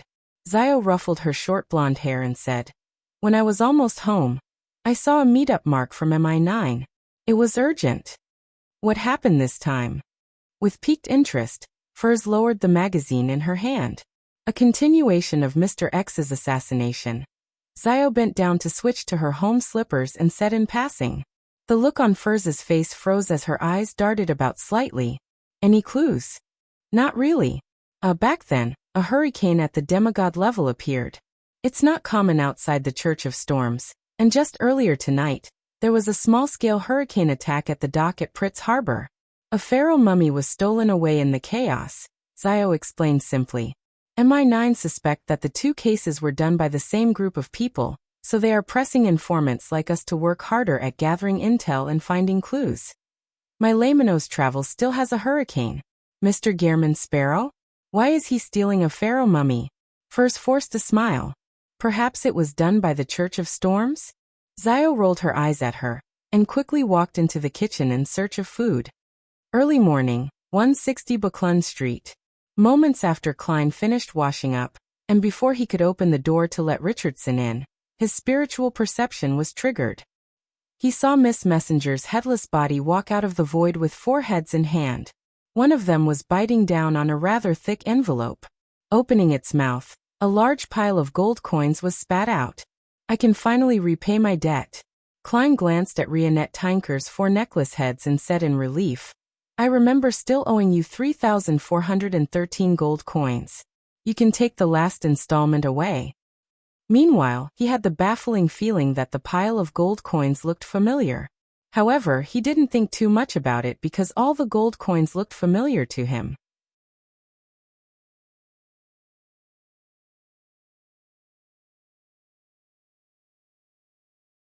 Chapter 885. 2 letters upon hearing Klein's words. One of the 4 heads which Rionette Tinker held immediately said, "All right." It opened its mouth and immediately sucked back most of the gold coins. Where it was stored was an unknown. Taking a look at the dozens of shiny gold coins left, Klein reached out to receive the rather thick envelope. He quickly opened it and scanned its opening. Indeed, it was the detailed information regarding Spirit World plunderers. After Miss Messenger returned to the Spirit World, he put away the gold coins, drew the curtains, and sat down under the morning sun, seriously reading the neat and tidy handwriting. "Thank you once again for your help. The Tutansis II mummy is part of the advancement ritual for me. It holds deep meaning for me. Spirit World plunderers live in the depths of the Spirit World. They're extremely rare, rich in intelligence, and very aggressive. They can capture or kill creatures and make them soul avatars.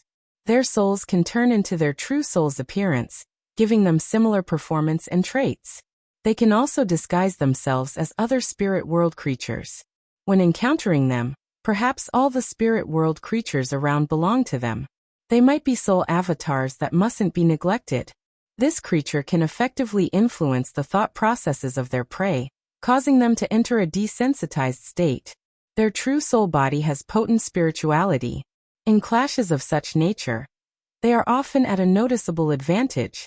They're very difficult to find. At present, there is only one place with signs of their activity: the Spirit World's Calderon City. This is a legendary city of mysterious and unknown origins. On this front, there are 3 theories about them. One is that it was once Death's residence, the entrance to the underworld. 2, it's the divine kingdom left behind by a dead ancient deity from the Second Epoch. Attracted by the Spirit World, it sank and slowly transformed into a real yet illusory city. 3, it's a real city that was devoured by the Spirit World during the Cataclysm. Regardless of the theory, it elucidates one point. This city is very dangerous. It has many special and strange aspects about it. I do not have the mysticism coordinates of Calderon City. Most high-level Spirit World creatures aren't aware either. I can provide 2 suggestions. First is to use a special secret deed ritual to pray to Red Light Ire Moria to receive the corresponding answer. I won't describe in detail what Red Light is. If you aren't aware, you can write to ask me again. The second is to find someone from the Abraham family. They have the legacy of the Traveler's Pathway, and they have done a deep exploration of the Spirit World. Even when writing a letter, Miss Sharon exudes an extremely restrained feeling. Indeed, the Pharaoh mummy is meant for the puppet's ritual. Back then, the evil spirit in the ruin had said that it could be one of the components of the ritual. Therefore, the ritual's exact requirement is to use a high-sequence Beyonder's corpse after death, one that still maintains a level of spirituality, or to use an evil spirit that results from the resentment of death. Haha. Can I pray to Orange Light to get him to help me ask Red Light? To others, finding Calderon City is a very difficult task, but to me it's extremely simple. I can directly give this task to Miss Magician. She has just contributed greatly to the Abraham family. I hope the first theory about Calderon City is correct. That way, once I make contact with Mr. Azek, I can see the dangerous residents of this mysterious city line up in 2 rows as they welcome me. Klein shook his head, throwing such a beautiful fantasy to the back of his mind. He scrutinized the information regarding Spirit World plunderers, and confirmed that they had partial characteristics of marionettist and bizarro sorcerer. They were rather dangerous high-level Spirit World creatures. To make soul avatars have the same appearance, performance, and traits of their true souls is identical to a bizarro sorcerer's ability to give their powers to a marionette. At Zeratil's level, perhaps at Sequence 3 Scholar of Yore, perhaps he can temporarily give certain Beyonder powers to other creatures that are marionettes? Klein began tearing the letter while in thought as he flicked his wrist and engulfed the letter in scarlet-red flames, burning them into ashes that fell into the trash bin.